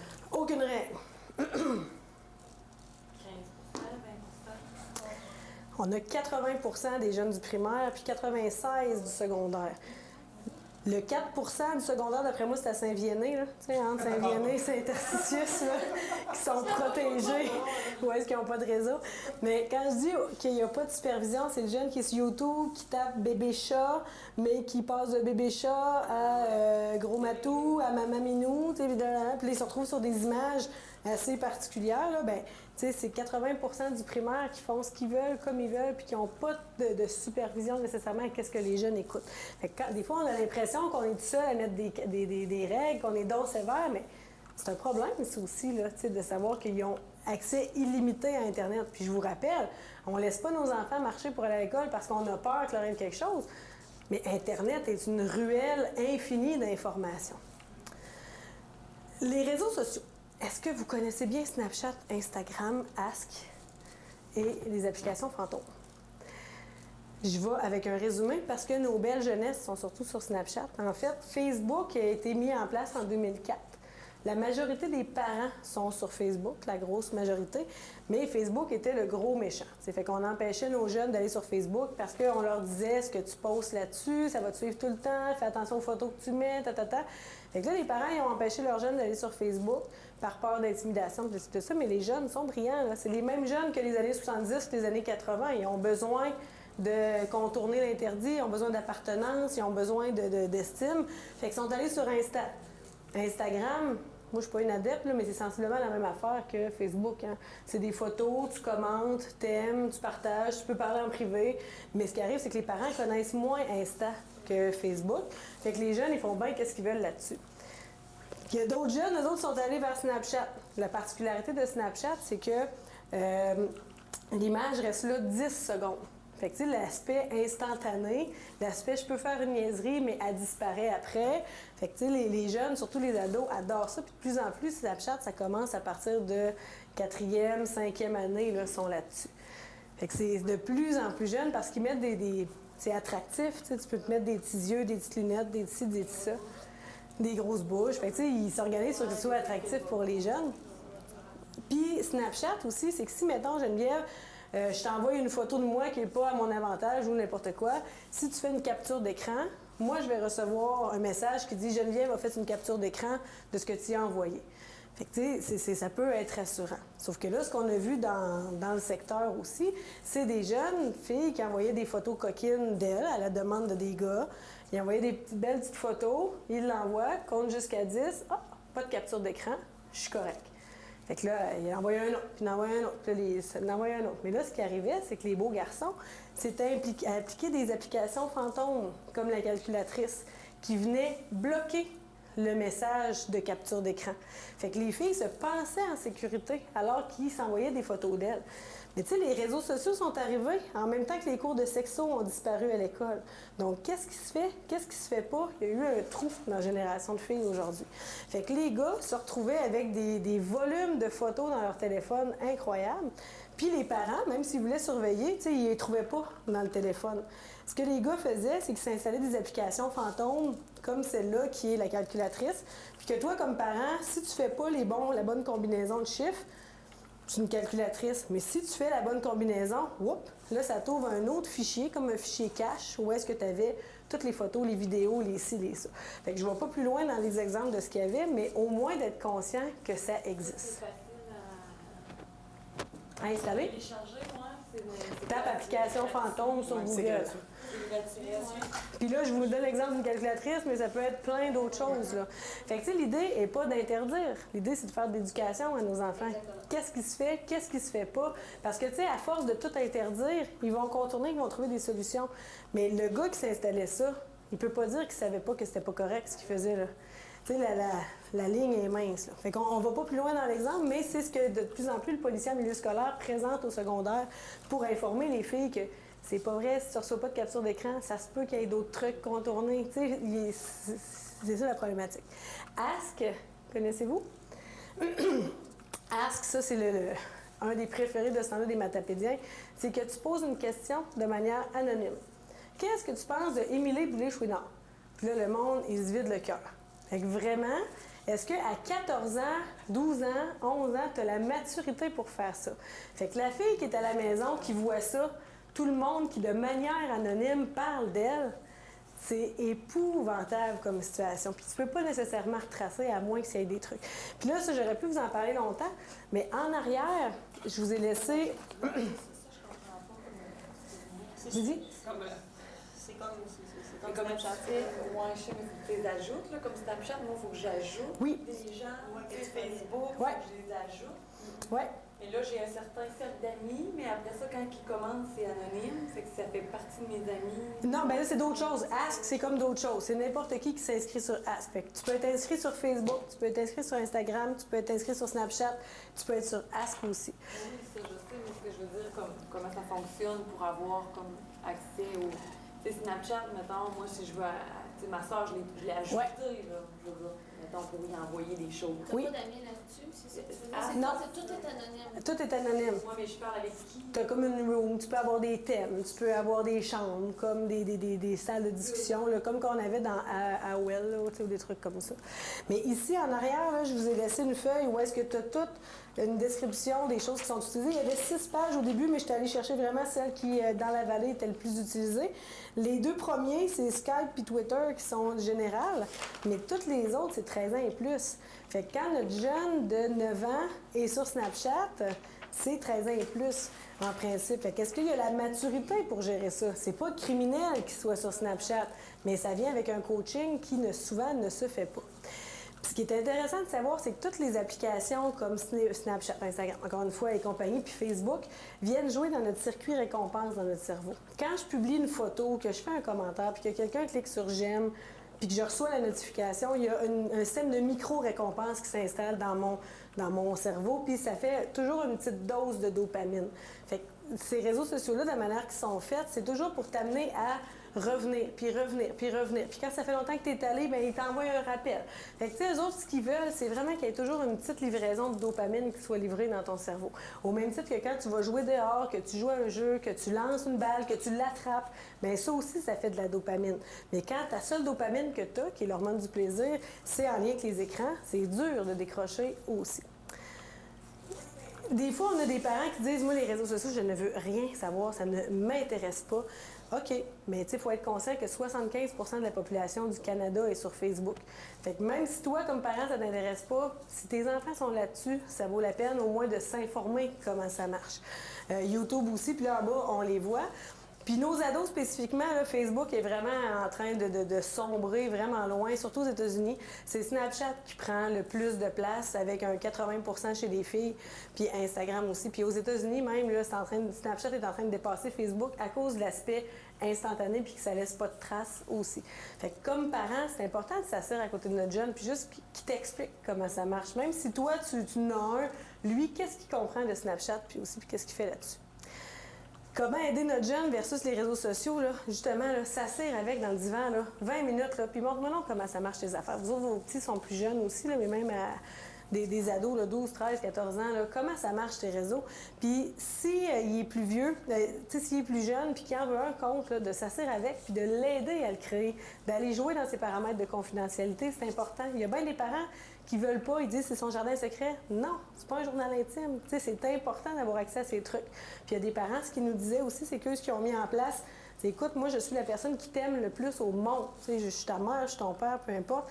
Si tu veux pas me donner tes mots de passe, mettons que le jeune a 15 ans, là, tu sais, des fois, c'est plus dur quand ta relation de remettre ça en place, mais écris-moi tes mots de passe, mets ça dans une petite boîte, tape-moi ça avec du tape gris si tu veux, mais le jour où est-ce que je vais être inquiet pour toi, je veux avoir accès à tes trucs. Fait que, tu sais, ça, c'est des parents qui ont mis ça en place aussi. Tous les trucs peuvent être bons.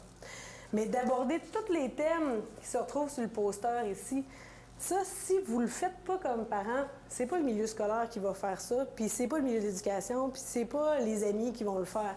Si, comme parent, on n'aborde pas des thèmes de qu'est-ce que tu mets comme information, pourquoi tu diffuses ça, est-ce que c'est positif, est-ce que je dirais ça dans la vraie vie, puis est-ce que je serais contente si mon grand-père, ma prof ou un inconnu voyait ce que je viens de publier? Tu sais, toutes ces questions-là, c'est au moment où est-ce qu'il crée son compte que c'est important de l'aborder.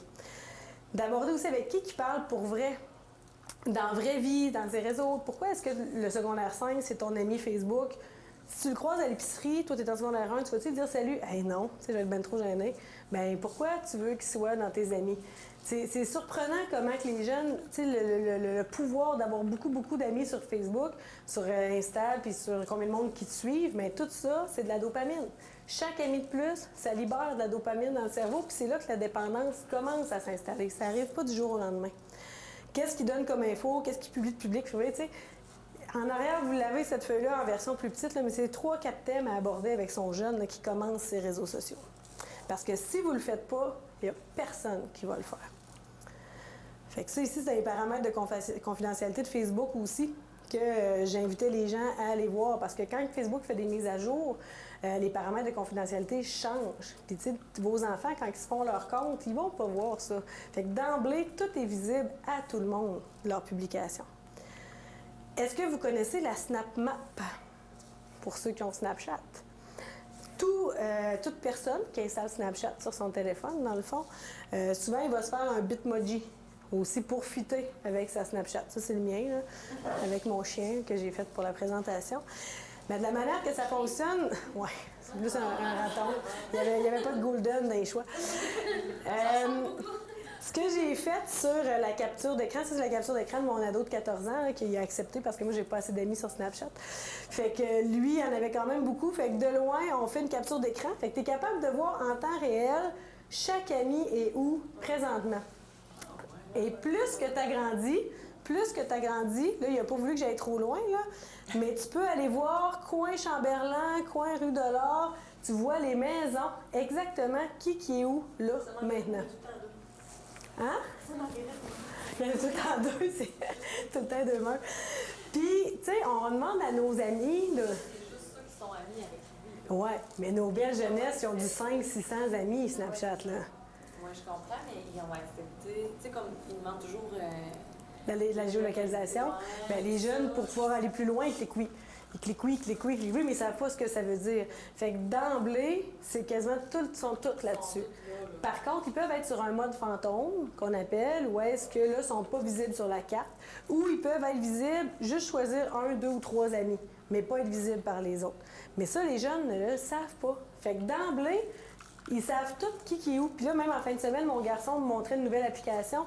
Tes voix, là, ceux qui ont le 4G, là, mettons qu'ils se promènent en auto, là, tes voix qui sont en auto, puis ils se promènent.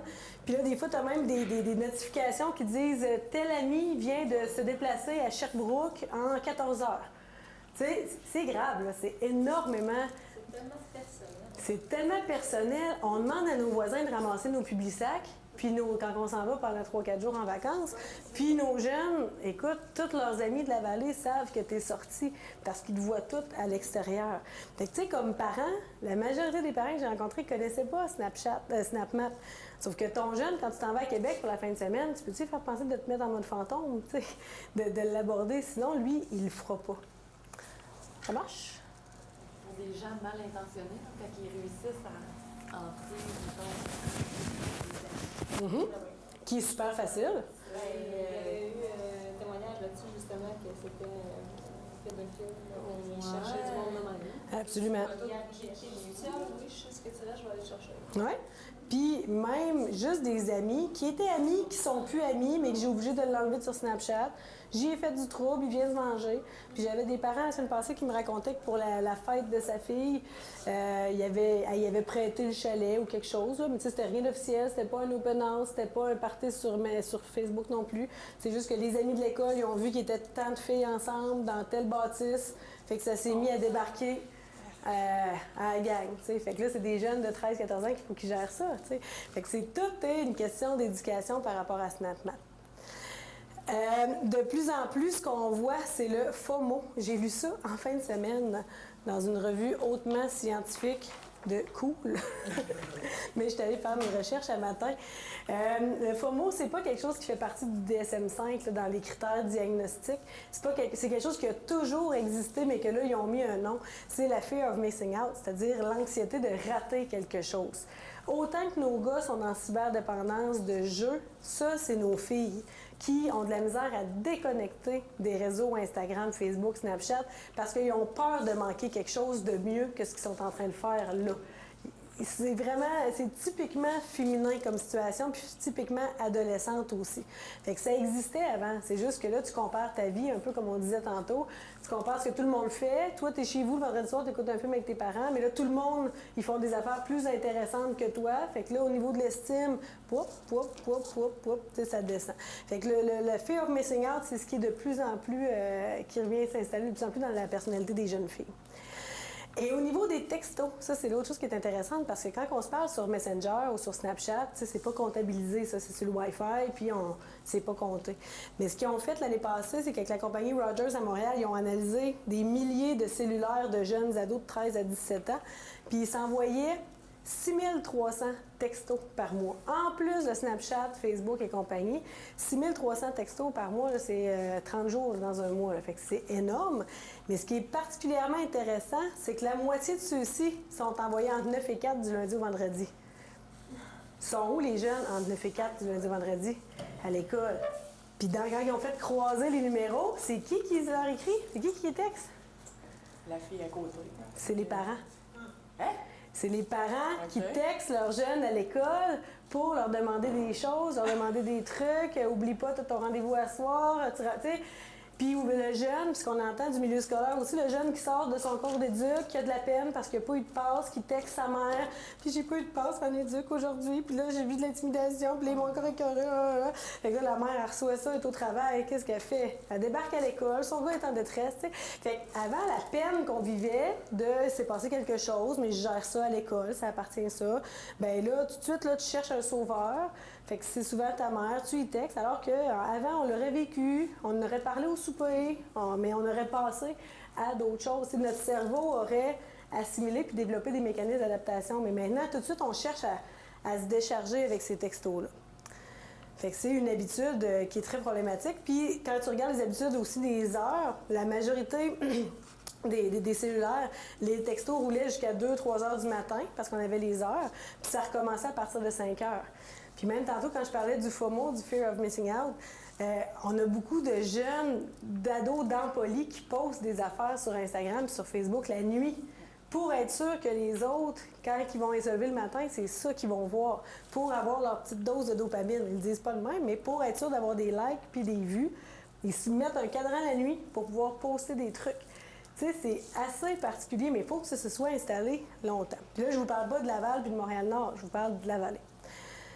La loi en lien avec les écrans, ça, c'est une portion d'1 heure qui est animée habituellement par le policier qu'au début, je ne voulais pas aborder, mais il y avait quand même des éléments que je trouvais intéressants juste à vous garder. Ça fait partie de la présentation qu'il donne au secondaire 1 et 2, si je ne me trompe pas. Mais lui, il aborde justement tous les volets de la personne au bout de l'écran, c'est pas nécessairement son vrai nom, c'est pas son vrai pseudonyme, puis c'est pas parce qu'il s'appelle GP911 Fire que c'est un pompier qui est gentil, il faut pas se fier au pseudonyme en se disant il est correct nécessairement. Mais ça, ce contenu-là, c'est pas à un policier nécessairement d'aller donner ça à l'école, c'est à des parents d'aborder ce sujet-là. Puis en arrière, j'ai mis des bandes dessinées même qui peuvent être utilisées dès la 3e année à l'école pour parler de ce genre de contenu-là. Puis, tu sais, on se dit, nos jeunes, ils ne chattent pas. Non, nos jeunes, ça joue à Club Pingouin, là. Est-ce que vous connaissez Club Pingouin? Club Pingouin, ça se crée des petits avatars, ça va parler dans des petits chatrooms, ils apprennent à jouer à ça à l'école. Comment? Non, mon garçon, il aimait ça l'année passée. Ouais. J'ai dit, si tu fais, il dit, je parle avec quelqu'un, là, c'est mon ami pingouin. Je suis comme, c'est qui ça? Je sais pas. Non. Exact. C'est écœurant de ça, heureusement, là, mais c'est bizarre, hein, c'est ça, ils peuvent parler à tout le monde, non? Oui. Mais nous autres, des fois, ils s'appelaient. Tu sais, la règle, c'est que tu peux t'inscrire avec le Pingouin, tu sais, ça prend une adresse courriel aussi. Puis il y a des parents qui me disaient, ils sont brillants, là. Moi, elle a pris mon adresse courriel, sa feuille d'inscription, elle l'a notée, petite fille de 3e année, là. Puis elle est allée s'inscrire avec le Pingouin. Mais tu peux te retrouver avec Bobby54, de parler dans une chambre quelque part, puis tu lui envoies de l'information. Fait que tu sais, il y a beaucoup d'infos. Fait que là, le Pingouin a perdu en déclin, puis là, c'est Weibo qui se sont installés. Fait que Weibo, c'est le même principe, ça s'installe là-dessus. Mais au poste de la sûreté, si c'est pas une fois par semaine qu'ils ont des cas de jeunes qui ont été là-dessus, puis qui se sont fait demander des photos de nu ou des photos d'eux autres en maillot de bain, ou ci ou ça. Puis maintenant, c'est partout. Ça peut être un gars en Tunisie, à Laval, n'importe où. T'sais, même si on se sent protégé puis qu'on connaît nos voisins, Maintenant, en les laissant jouer, on se rappelle que 80% des jeunes du primaire ont un accès illimité. Ils font ce qu'ils veulent, ils sont dans leur chambre. Puis les petites filles, tantôt que je vous parlais qui avaient envoyé des photos coquines sur Snapchat, là, c'était pas dans des parties, c'était des mardis soirs dans la salle de bain, chez eux. Tu sais, les jeunes, ils ont un potentiel de se mettre dans le trouble alors beaucoup plus grand qu'avant. Puis ça, ben, ils l'apprennent à l'école. Fait que, tu sais, l'idée n'est pas de l'interdire, mais au moins de l'aborder avec nos jeunes, comment ça marche. Puis je vous rappelle, on laisse plus nos enfants aller jouer dehors, ni traverser la rue parce qu'on a peur qu'ils se fassent kidnapper, mais on les laisse jouer avec Bobby 54 dans la chambre en haut. Tu sais, qui peut y montrer ses affaires, sa chambre, son lit, sa maison, sa ville. Tu sais, ça amène une petite réflexion. Ça, c'est la revue que je vous ai amenée tantôt. Ça, c'est la présentation qu'ils donnent aussi au secondaire 1, parce que quand ils abordent certains trucs, est-ce que tu es à l'abri des poursuites judiciaires parce que tu es une personne mineure, selon vous? Est-ce qu'un jeune de 14 ans peut se faire poursuivre s'il est mineur? C'est oui, évidemment. Puis à partir de quel âge tu peux être poursuivi? À quel âge qu'un jeune peut poursuivi, selon vous? 12. Oui, Mme Boulay-Chouinard. Avant, c'était 14. Mais avant, c'était 14, mais à 12, là, 6e année, là, fin de 6e année, as-tu la maturité pour comprendre ce que tu fais, tu sais? Puis, en arrière, tu sais, souvent, des jeunes filles qui ont envoyé des photos d'elles, puis qui ont envoyé, qui ont eu une capture d'écran, puis là, ça se promène, puis ils commencent à capoter. Bien là, souvent, les filles tombent vraiment dans des états dépressifs, qui ont peur, puis il y a des menaces aussi, où est-ce que la photo va être partagée. Mais tu peux aller sur un site qui s'appelle Aidez-moi, s'il vous plaît, que j'ai mis en arrière aussi, puis eux, ils dirigent vraiment les gens sur comment enlever la photo. Fait que ça, selon si c'est sur Instagram, sur Snapchat ou sur d'autres, puis c'est parce que j'osais pas le mettre, je voulais pas le mettre au début, puis finalement, je me suis dit, les parents, là, on sait pas comment les aider nos jeunes, là, s'il leur arrive quelque chose. Fait que d'aller sur ce site-là, tout est expliqué comment l'enlever. Ça va bien? 2h30, on avance. Est-ce que, selon vous, en fait, là, je tiens juste à dire que depuis l'arrivée des écrans dans les années 50, le corps humain n'a pas subi de mutation génétique. On n'a pas besoin des écrans pour vivre, dormir, manger de base. Nos besoins de base, les écrans ne sont pas encore dedans. Vous l'avez vu, hein? Selon vous, c'est quoi le vrai taux de diagnostic de cyberdépendance au Québec chez nos adolescents? Je ne sais pas si vous l'avez vu. 10%. 10 des ados qui auraient une cyberdépendance? Oh non, pas tant que ça. Tu l'as vu, 1,3. Oui. Dans les autres présentations, là, j'avais du 50, 60, 70. Mais le vrai taux d'hospite, parce qu'il y a des gens qui sont hospitalisés pour ça, c'est 1,3 des adolescents. Fait que c'est pas tant. Mais c'est ceux qui demandent de l'aide. Oui, c'est ça. Exact, en plein ça. Puis dans les filles, bien, c'est souvent le FOMO là, aussi, que ça, c'est pas diagnostiqué non plus. Ces jeunes-là qui sont hospitalisés passent entre 40 et 60 heures par semaine sur Internet. Mais rappelez-vous, là, mon 7 heures, mon 8 heures, 8 heures par jour en moyenne, 8 x 7 fait combien? 56. Ça fait 56. On est dedans, là. Nos jeunes Canadiens sont dans cette stat-là de 40 à 60 heures. C'est un chiffre. On travaille 35 heures par semaine, là. Mais les autres, ils en passent 56 là-dessus. Mais le nombre d'heures n'est pas un critère. On ne peut pas dire « Ah, je consulte parce qu'il est en temps », parce que, tu sais, même nous autres, on est là-dessus pour regarder des recettes, pour regarder des trucs, pour lire des... Tu sais, on s'outille aussi avec Internet. On ne fait pas juste se divertir. Mais c'est pas la même addiction aussi que la boisson. Parce que dans le DSM-5, dans le cahier de diagnostic psychiatrique, il y a des critères pour toutes. Mais au niveau de la cyberdépendance, les critères sont encore flous un petit peu parce qu'on n'est pas capable de départager. Mais la dépendance est toujours en lien avec la dopamine. C'est toujours la même dopamine. Quand je prends un verre de bière, quand je prends une ligne de coke, quand je fais n'importe quoi, c'est toujours la dopamine qui est stimulée. Fait que le fait que tu deviens dépendant, c'est ton besoin d'aller rechercher cette dopamine-là que ton cerveau libère quand tu fais telle action. Il y en a qui sont addictifs au jogging, à la course. C'est ça qui leur amène du plaisir, de la dopamine. Mais est-ce que c'est problématique? Pas nécessairement. Toujours, c'est dans la balance. C'est dur de trancher au couteau. Par contre, la manière que les jeux en ligne sont conçus puis les applications sont faites pour rendre addictif. C'est ça la problématique. Puis tu peux pas devenir abstinent des écrans, à moins de les rester dans le trou entre Saint-Vianney et Saint-Tarsius, là. Mais en principe, tu peux écouter la télé sans être accro à la télé. C'est qu'est-ce qui va te libérer vraiment une addiction? C'est ça qu'il faut trouver comme solution. la manière que les jeux vidéo, comme je vous ai montré tantôt, de World of Warcraft, surtout Call of Duty aussi, puis certains qui sont en ligne, où est-ce que tu peux être 1000 à jouer en même temps, puis que le jeu n'arrête jamais. Donc, pourquoi tu arrêterais de jouer? Ça continue. Le gars en Allemagne, là, lui, il continue à jouer. Là. Fait que toi, il faut que tu restes parce que tu as des forces. Bien, ils ont été poursuivis, évidemment, parce que les gens développaient une addiction. Fait qu'ils ont mis des bandeaux, ils ont mis des recommandations de ne pas oublier de manger et de boire, parce que le monde se déshydrate, puis il arrête de manger pendant des jours et des jours. S'assurer d'être reposé, c'est le jeu vidéo qu'il faut qu'ils te disent d'arrêter. Puis même, après un certain temps, ça affiche d'aller aux toilettes. Fait que là, le jeu arrête pour tout le monde, pour que tout le monde puisse aller aux toilettes, mais les jeunes n'osent pas y aller. C'est grave, là. T'sais, mais ça, le monde, il passe vite, puis il s'en inquiète pas. Mais nous autres, dans Mario, là, on n'avait pas ça. T'sais, on peut pas dire que dans notre temps, on jouait puis que c'était pas grave, c'était pas les mêmes jeux, c'était pas fait de la même façon. Par contre, quand on pognait le bug de scène puis on faisait ting, ting, ting, ting, ting, ting, ben c'était des micro-récompenses de dopamine, on avait du fun. Quand on arrivait à la fin puis que le drapeau levait, c'était notre apogée. On avait notre roche de dopamine, on était content.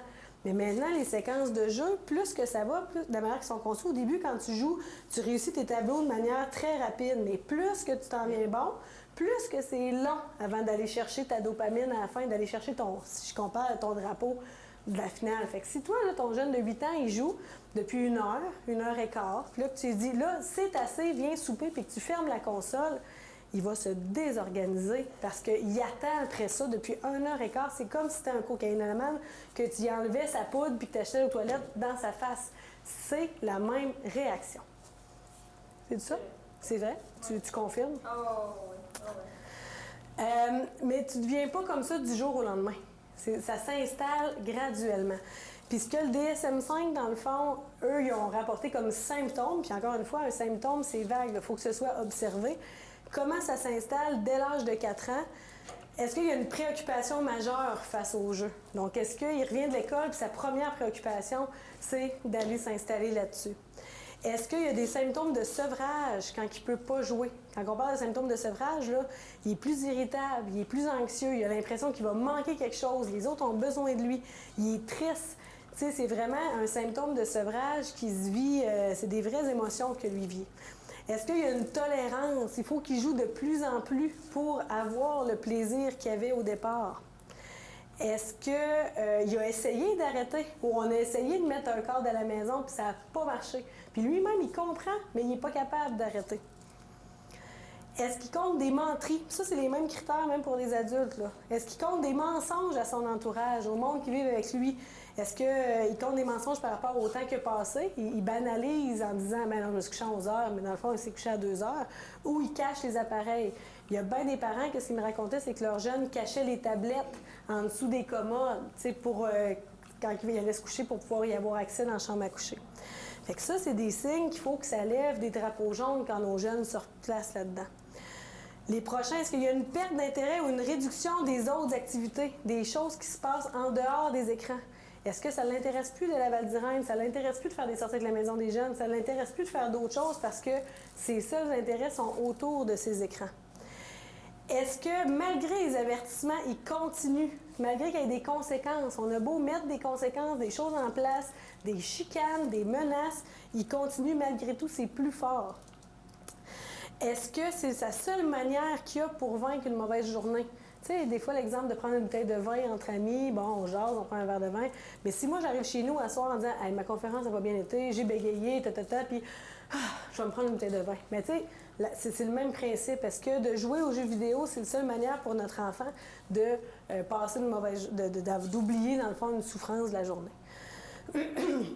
Est-ce qu'il peut y avoir des pertes significatives? Là, c'est sûr que ça, c'est plus des adultes, là, perte d'emploi, perte de carrière, lâcher l'école. Ça, on le voit beaucoup chez le 16, 17, 18 ans. Il y a dans nos polyvalentes, le vendredi, il manque bien des jeunes parce qu'ils ont gamé le jeudi toute la nuit. Là. Il manque de l'école pour pouvoir gamer, puis les parents entérinent ça. Fait que c'est problématique, ça aussi. Là. Fait que si vos jeunes se retrouvent, ou même votre réseau, bien, qu'est-ce qu'on peut faire? C'est sûr qu'il faut mettre des règles en place dès maintenant, mais pas toutes du jour au lendemain. Parce que des fois, sa vie virtuelle est plus intéressante que sa vraie vie. Fait que là, on va se retrouver dans un sevrage qui va être hyper grave, puis il peut même avoir une désorganisation. En arrière, ce que je vous ai mis, du petit cahier qui est ici, On a collé un collant avec le numéro de téléphone à les parents qu'on peut même les contacter par courriel. Pas par courriel, mais par clavardage en ligne. Puis moi, je les ai appelés pour savoir s'ils étaient équipés pour aider les parents avec la mise en place de des règles. Puis elle dit que c'est 80% de leur appel. Des parents qui sont complètement démunis de par où je commence, qu'est-ce que je fais. Fait que c'est anonyme. On est un petit milieu, la vallée, là. Mais des fois, d'être capable d'appeler quelqu'un qui est plus loin puis qui va avoir une vision d'ensemble, mais ils sont vraiment équipés pour vous aider. Puis au CLSC aussi, on a des intervenants qui sont formés pour aider à mettre un cadre à la maison avec ça. Ça va? Parlant de cadre, ben moi, ça me questionne un peu, mais tu sais, comme le 80% qui fait déjà ce qu'il veut. C'est difficile après ça de revenir serrer des balises. Excellent. J'imagine que le contraire est mieux, dans le fond, de partir plus serré, puis d'après ça, leur laisser plus de liberté. Effectivement. Dans la section 8, on passe à l'action. Là, il y a des trucs de base de qu'est-ce qu'on peut faire pour essayer juste de restreindre ça. Puis oui, mettre des contrôles parentaux, mais c'est comme mettre des capuchons sur une prise de courant. Bien, ça fait un temps, mais quand on va chez grand-maman, s'il n'y a pas de capuchon, puis s'il n'y a pas appris à ne pas mettre son doigt mouillé dedans, bien, tu sais, il faut que ça suive aussi. Fait que c'est... La complicité et la confiance aussi. Ouais. Moi, avec Alicia, j'avais essayé de lui faire comprendre que dans ma maison, tant aussi longtemps qu'elle allait être dans ma maison, que son cas, j'allais avoir. Absolument. Que j'allais l'avoir, puis je pouvais rentrer sur son iPod n'importe quand, puis elle allait consulter n'importe quoi, n'importe quand. Exact. Puis elle sait très bien. Mais si c'est annoncé d'avance, Ben, c'est ça. c'est clair. Mais si on arrive à 16 ans, C'est elle qui l'a payé. Là. Ouais, exact. Je comprends ça, mais je veux dire, ça demeure quand même un enfant, tu sais. Même si ça l'est acheté. Oui, mais c'est ça, je te dis, tant aussi longtemps que moi, elle reste sous mon toit, c'est moi. C'est toi qui as le dernier mot, c'est Oui. normal. Oui. T'es le parent. au même titre que tu ne le laisses pas passer au travers de la boîte à biscuits avant de souper. Exactement. C'est dans la même ordre. Mais il n'y a pas beaucoup de parents qui ont cette préoccupation-là de dire faut que je mette un cadre clair autour de ça parce que c'est tellement normalisé. Puis chez mon ami, c'est pas de même. Mais non, chez nous, c'est comme ça. Puis plus qu'on va avoir de parents qui vont mettre un cadre, moins qu'on va avoir de problèmes. Parce que là, c'est fou tout ce qui se gère comme problématique. Avant d'arriver à cette section-là de par où je commence, puis toi, les tiens sont plus petits aussi, là, mais c'est de partir plus que tu pars jeune. C'est pour ça que nous autres, on visait des parents du l'âge primaire et non pas secondaire. Vraiment des parties de l'âge primaire pour être capable de mettre des cadres plus facilement aussi. J'ai juste une petite slide sur le savoir-vivre puis les valeurs qui, on aurait pu en parler pendant 3 heures, là, mais je fais juste vous allumer des lumières. Tu sais, les parties de famille, c'est à ça que ça ressemble de plus en plus, là. On avait chez nous aussi, dans notre temps, là, on amenait notre PlayStation, puis on branchait ça dans le sol, on jouait avec les cousins, mais c'était 1 ou 2 fois par année qu'on faisait ça. C'était pas toutes les fins de semaine, puis tous les soirs. Puis encore une fois, moi, je suis qui pour venir vous dire c'est quoi vos valeurs chez vous? Ça m'appartient pas, ce que vous faites chez vous. Mais de vous questionner sur qu'est-ce que vous voulez transmettre à vos enfants. Est-ce que vous voulez que ce soit les adultes qui sont capables, idéalement, de faire bouillir de l'eau, de payer leur compte, puis de rentrer en contact réel avec les autres aussi? C'est ça qu'on veut pour nos kids. Fait que, de prioriser les gens en face d'abord, d'avoir des règles. T'invites une amie chez nous, fine. Mais tu sais, vous allez jouer ensemble. Vous ne serez pas les deux en parallèle sur le divan à être chacun sur vos écrans. C'est de toujours prioriser. Ton ami vient te chercher pour aller jouer dehors, on priorise ça au lieu de jouer en ligne avec un gars de Laval. De les coacher sur tout ce qui est la notion d'urgence. Non, t'as peu, c'est vraiment une urgence, puis tout ça. Ben non, une urgence, c'est une nécessité d'agir vite en tant que danger. C'est pas de finir un tableau ou c'est pas de mes amis m'ont pas fait de passe à récré, je vais texter ma mère pour lui dire. L'urgence, là, on relative pas vraiment ça.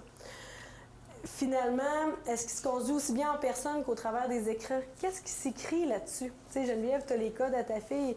D'aller voir, oui, de pas corriger les fautes, puis ci, puis ça, mais au moins d'être au courant, puis je t'espionne pas, je m'informe. Avant, on jouait chez nous, on entendait nos enfants se parler, on entendait des trucs. Là, on n'entend plus rien. Puis on essaye de leur apprendre à dire s'il vous plaît, merci, sois gentil avec grand-maman. Mais ils se retrouvent là-dessus, là, puis ils se disent des affaires qu'ils n'oseraient jamais dire en vrai devant la face à quelqu'un. Là. Mais ils ont de la misère à décoder le visage des autres. Tu sais, au niveau de l'empathie, étant donné qu'ils marchent tout le temps en émoticône, surtout les plus vieux, de lire la tristesse sur un visage, de lire que, oups, quand je dis ça, je te dis, le rentrer en contact, c'est une capacité qui est en train de se perdre chez nos jeunesses parce qu'ils ne se voient plus en vrai, ils ne réalisent pas le pouvoir de leurs mots. Puis le dernier, qu'est-ce qu'on veut qu'ils se souviennent de leur enfance? C'est quoi les traces, les souvenirs quand on va dire « Ah ben moi quand j'étais jeune, je jouais aux jeux vidéo 60 heures par semaine. » Qu'est-ce qu'ils se rappellent à part de ça? Puis quand j'entendais des parents des fois parler, ils disaient « Ici dans la vallée, la chasse est très présente, mais ils n'ont pas de relève. » Ils essayent, mais parce qu'il n'y a pas de Wi-Fi, les jeunes refusent d'y aller parce qu'ils ont peur de manquer quelque chose, ils ont peur de se déconnecter, ils ne veulent pas y aller.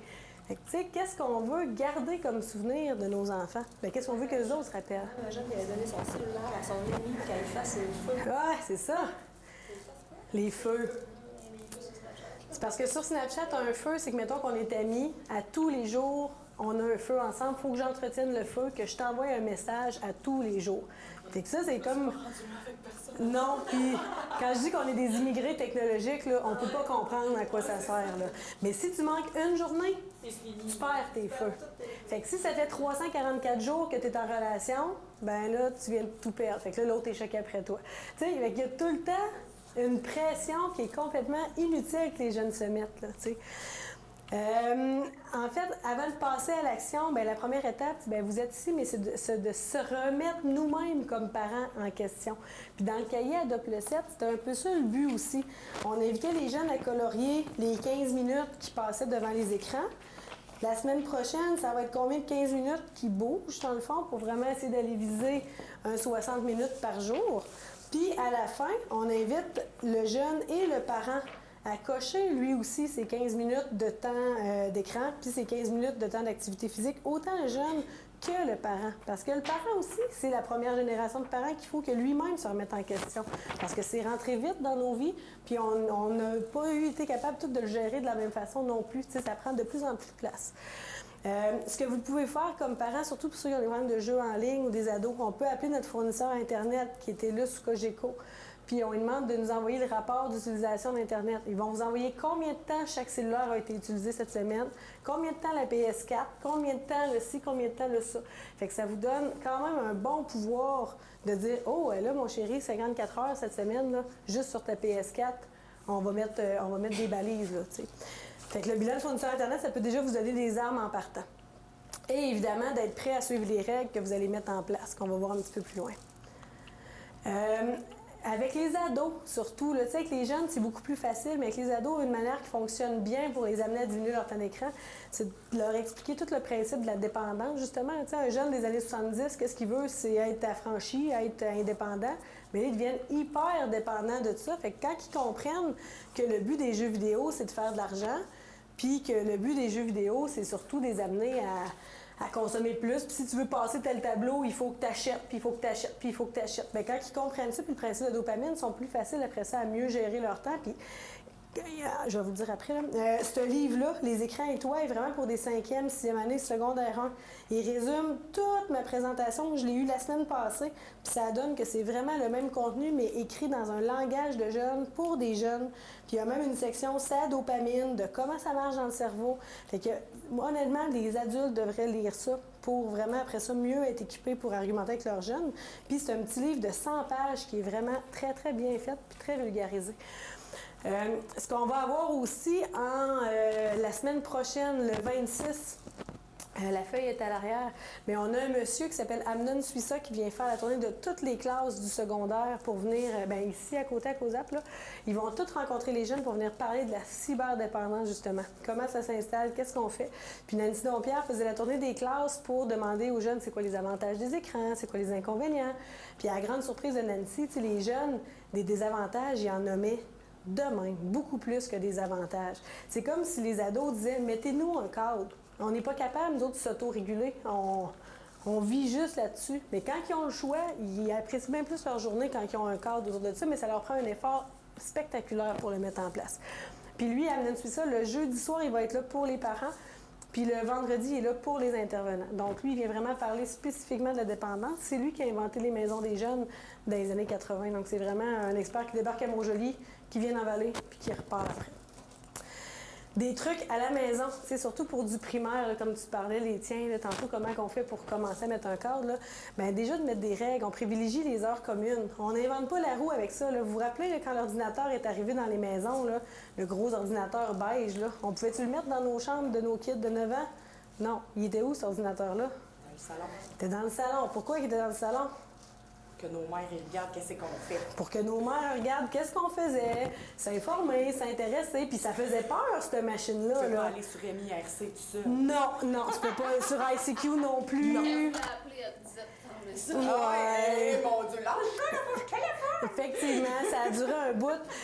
Mais tu sais, quand les tablettes et les téléphones sont arrivés, hop, cette règle-là a comme disparu, puis nos jeunes, ça finit que ça se couche avec des tablettes le soir, puis c'est 80%, 96% illimité.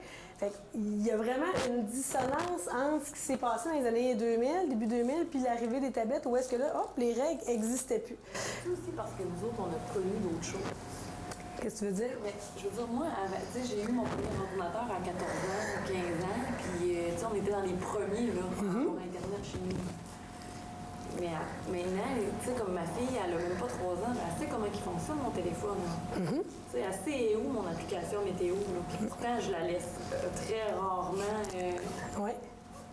Mais quand même, tu sais, moi, quand tu sais, peut-être que nous autres, vu qu'on a connu d'autres choses, ça se peut-tu qu'on.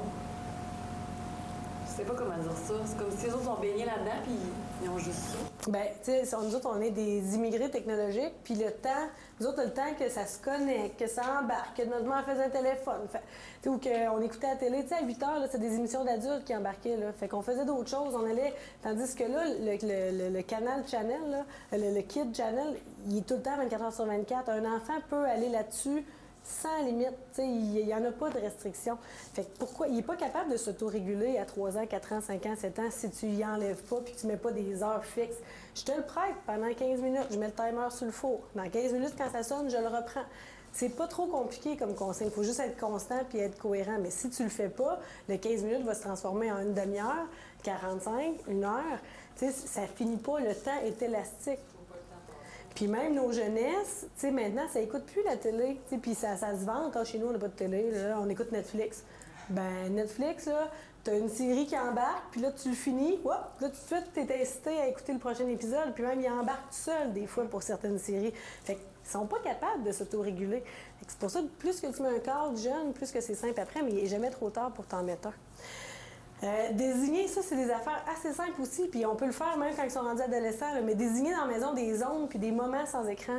Il y a beaucoup de familles que je rencontre où est-ce que les jeunes, ça se fait chauffer son assiette, puis ça va manger chacun dans leur chambre pour jouer, puis continuer leur game, puis continuer leur truc. Mais tu sais, la zone du repas peut être un moment assez simple qu'on mange ensemble à table. À la base, c'est un moment de partage. C'est le seul moment de la journée où est-ce qu'on a le temps de se parler.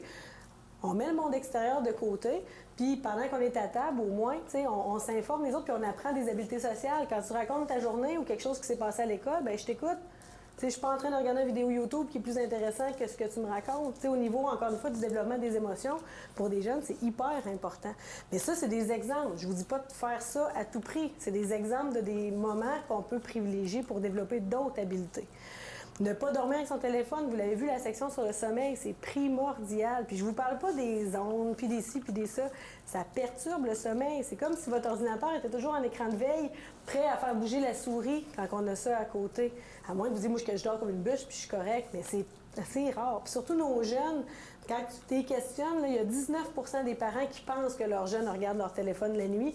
Mais quand tu questionnes les jeunes, c'est 75% des jeunes qui regardent leur téléphone la nuit ou qui jouent à un jeu vidéo ou qui vont sur YouTube ou qui font d'autres choses. Fait que les jeunes, ils n'ont pas toute la maturité pour gérer, eux-mêmes, leur réseau électronique. Si jamais vous sortez l'excuse que c'est mon cadran, ben je suis allée vérifier, puis il y en a encore chez Art, des cadrans à 9,99 $. Ça existe encore. Un autre truc assez simple, de créer une recharge dans le salon ou dans une aire commune, dans le salon, dans la cuisine.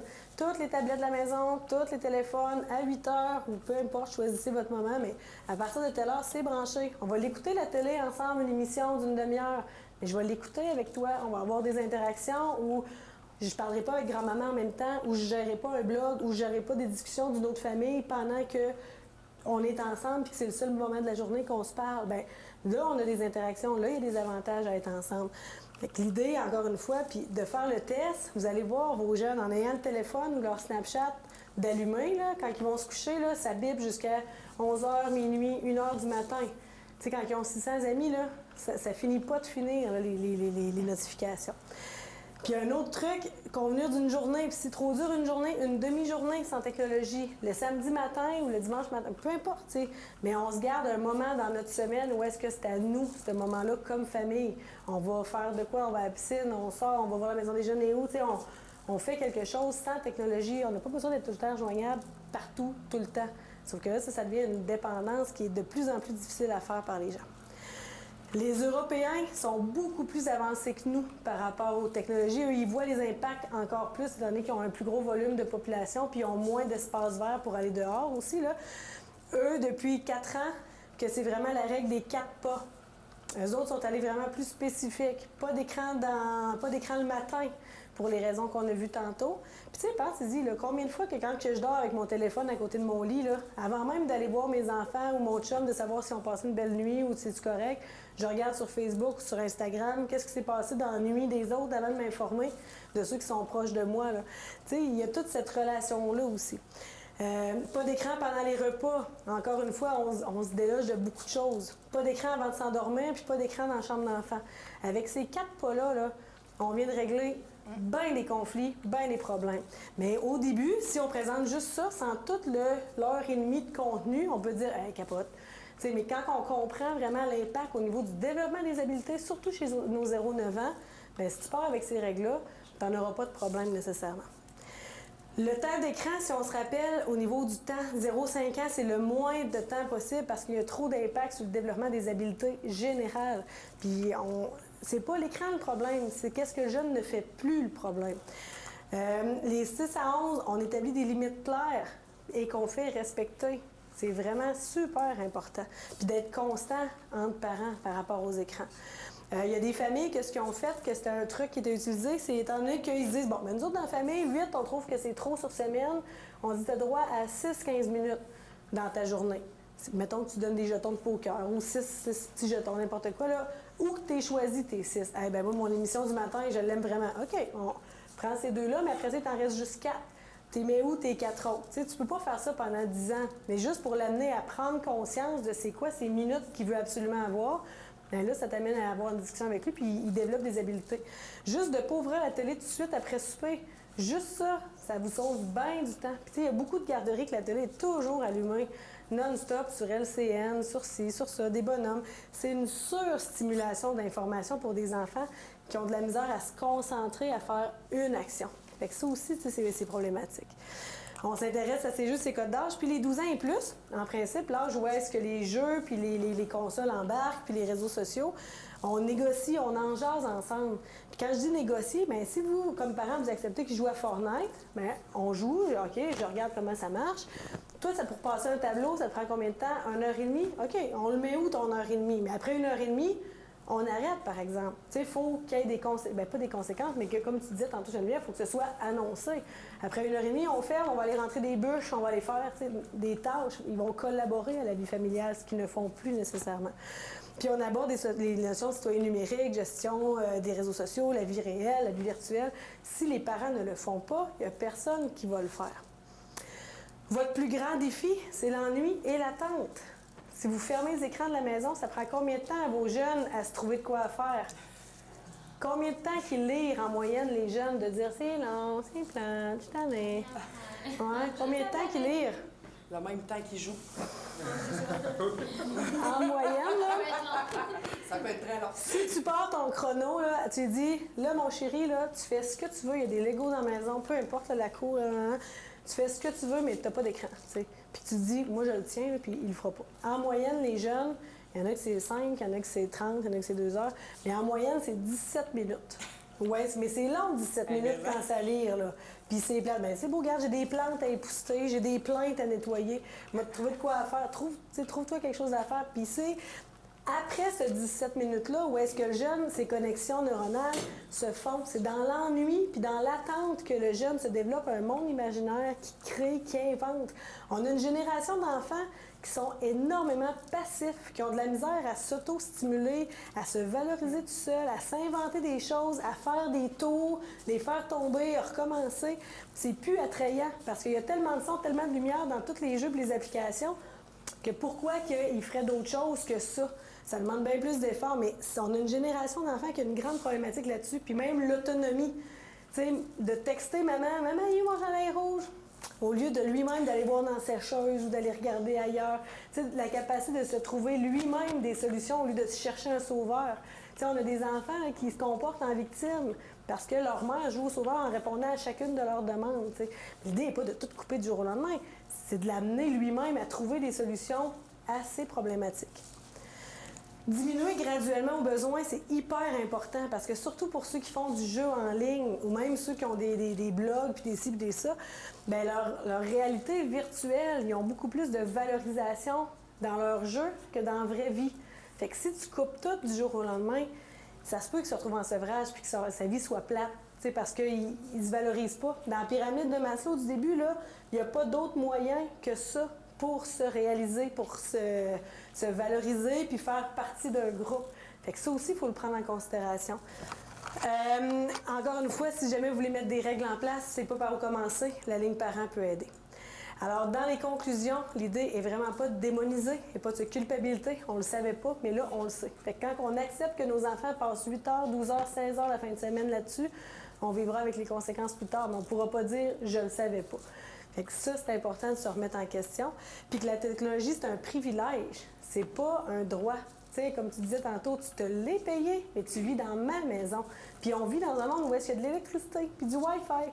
Le jour où est-ce qu'il n'y en a plus, que l'antenne tombe, tu vas faire quoi pour continuer à vivre si toi, c'est si une problématique? Tu sais, il faut être capable de garder ça en tête. Puis si vous, comme parents, vous ne participez pas à l'éducation de la vie de votre jeune, il n'y a personne qui va le faire. C'est pas aux policiers d'aller faire la tournée des classes pour faire des animations en 3e, 4e, 5e année. C'est aux parents d'aborder certains thèmes dès l'âge primaire.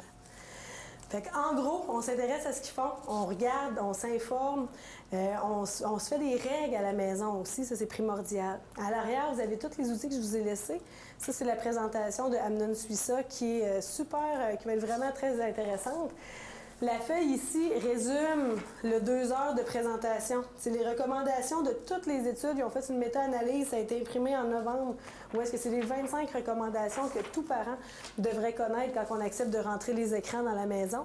Puis ça, c'est ce qui est donné aux intervenants. Les 10 questions à poser quand on rentre à travailler avec des familles, que tu sois prof, éducatrice, service de garde, intervenante sociale. Les 10 questions à poser quand on aborde les écrans, puis pour vous aider même à se remettre en question dans nos pratiques. 2 émissions à écouter. Pour ceux qui ont des enfants plus jeunes et même adolescents, Écran Roi, qui met vraiment la table. Vous tapez Écran Roi sur Google, puis vous allez tomber dessus. Puis l'autre, Bail, qui est vraiment sur la cyberdépendance. Tu l'as vu? Tu sais, c'est quelque chose, mais ça, c'est à écouter avec son jeune, puis à jaser ensemble. L'école a voulu le diffuser massivement à ses écoles, à ses étudiants, mais c'est pas une job d'école. Comment tu rattrapes ça? Tu sais, quand ils demandent devant le groupe, combien parmi vous, sont une douzaine, là, a déjà fait une tentative, a déjà eu des pensées suicidaires? C'est le 3/4. Combien qui ont fait la tentative? 3. 3 sur 10 qui ont fait une tentative de suicide, là. C'est grave, là, à cause du jeu vidéo en ligne. Tu sais, fait que ça ne s'installe pas du jour au lendemain. À la fin du guide, il y a toutes les références que je vous ai parlé, si jamais là, que ce soit « Aidez-moi s'il vous plaît » ou des questions spécifiques sur la dépendance. Et ça fait tout.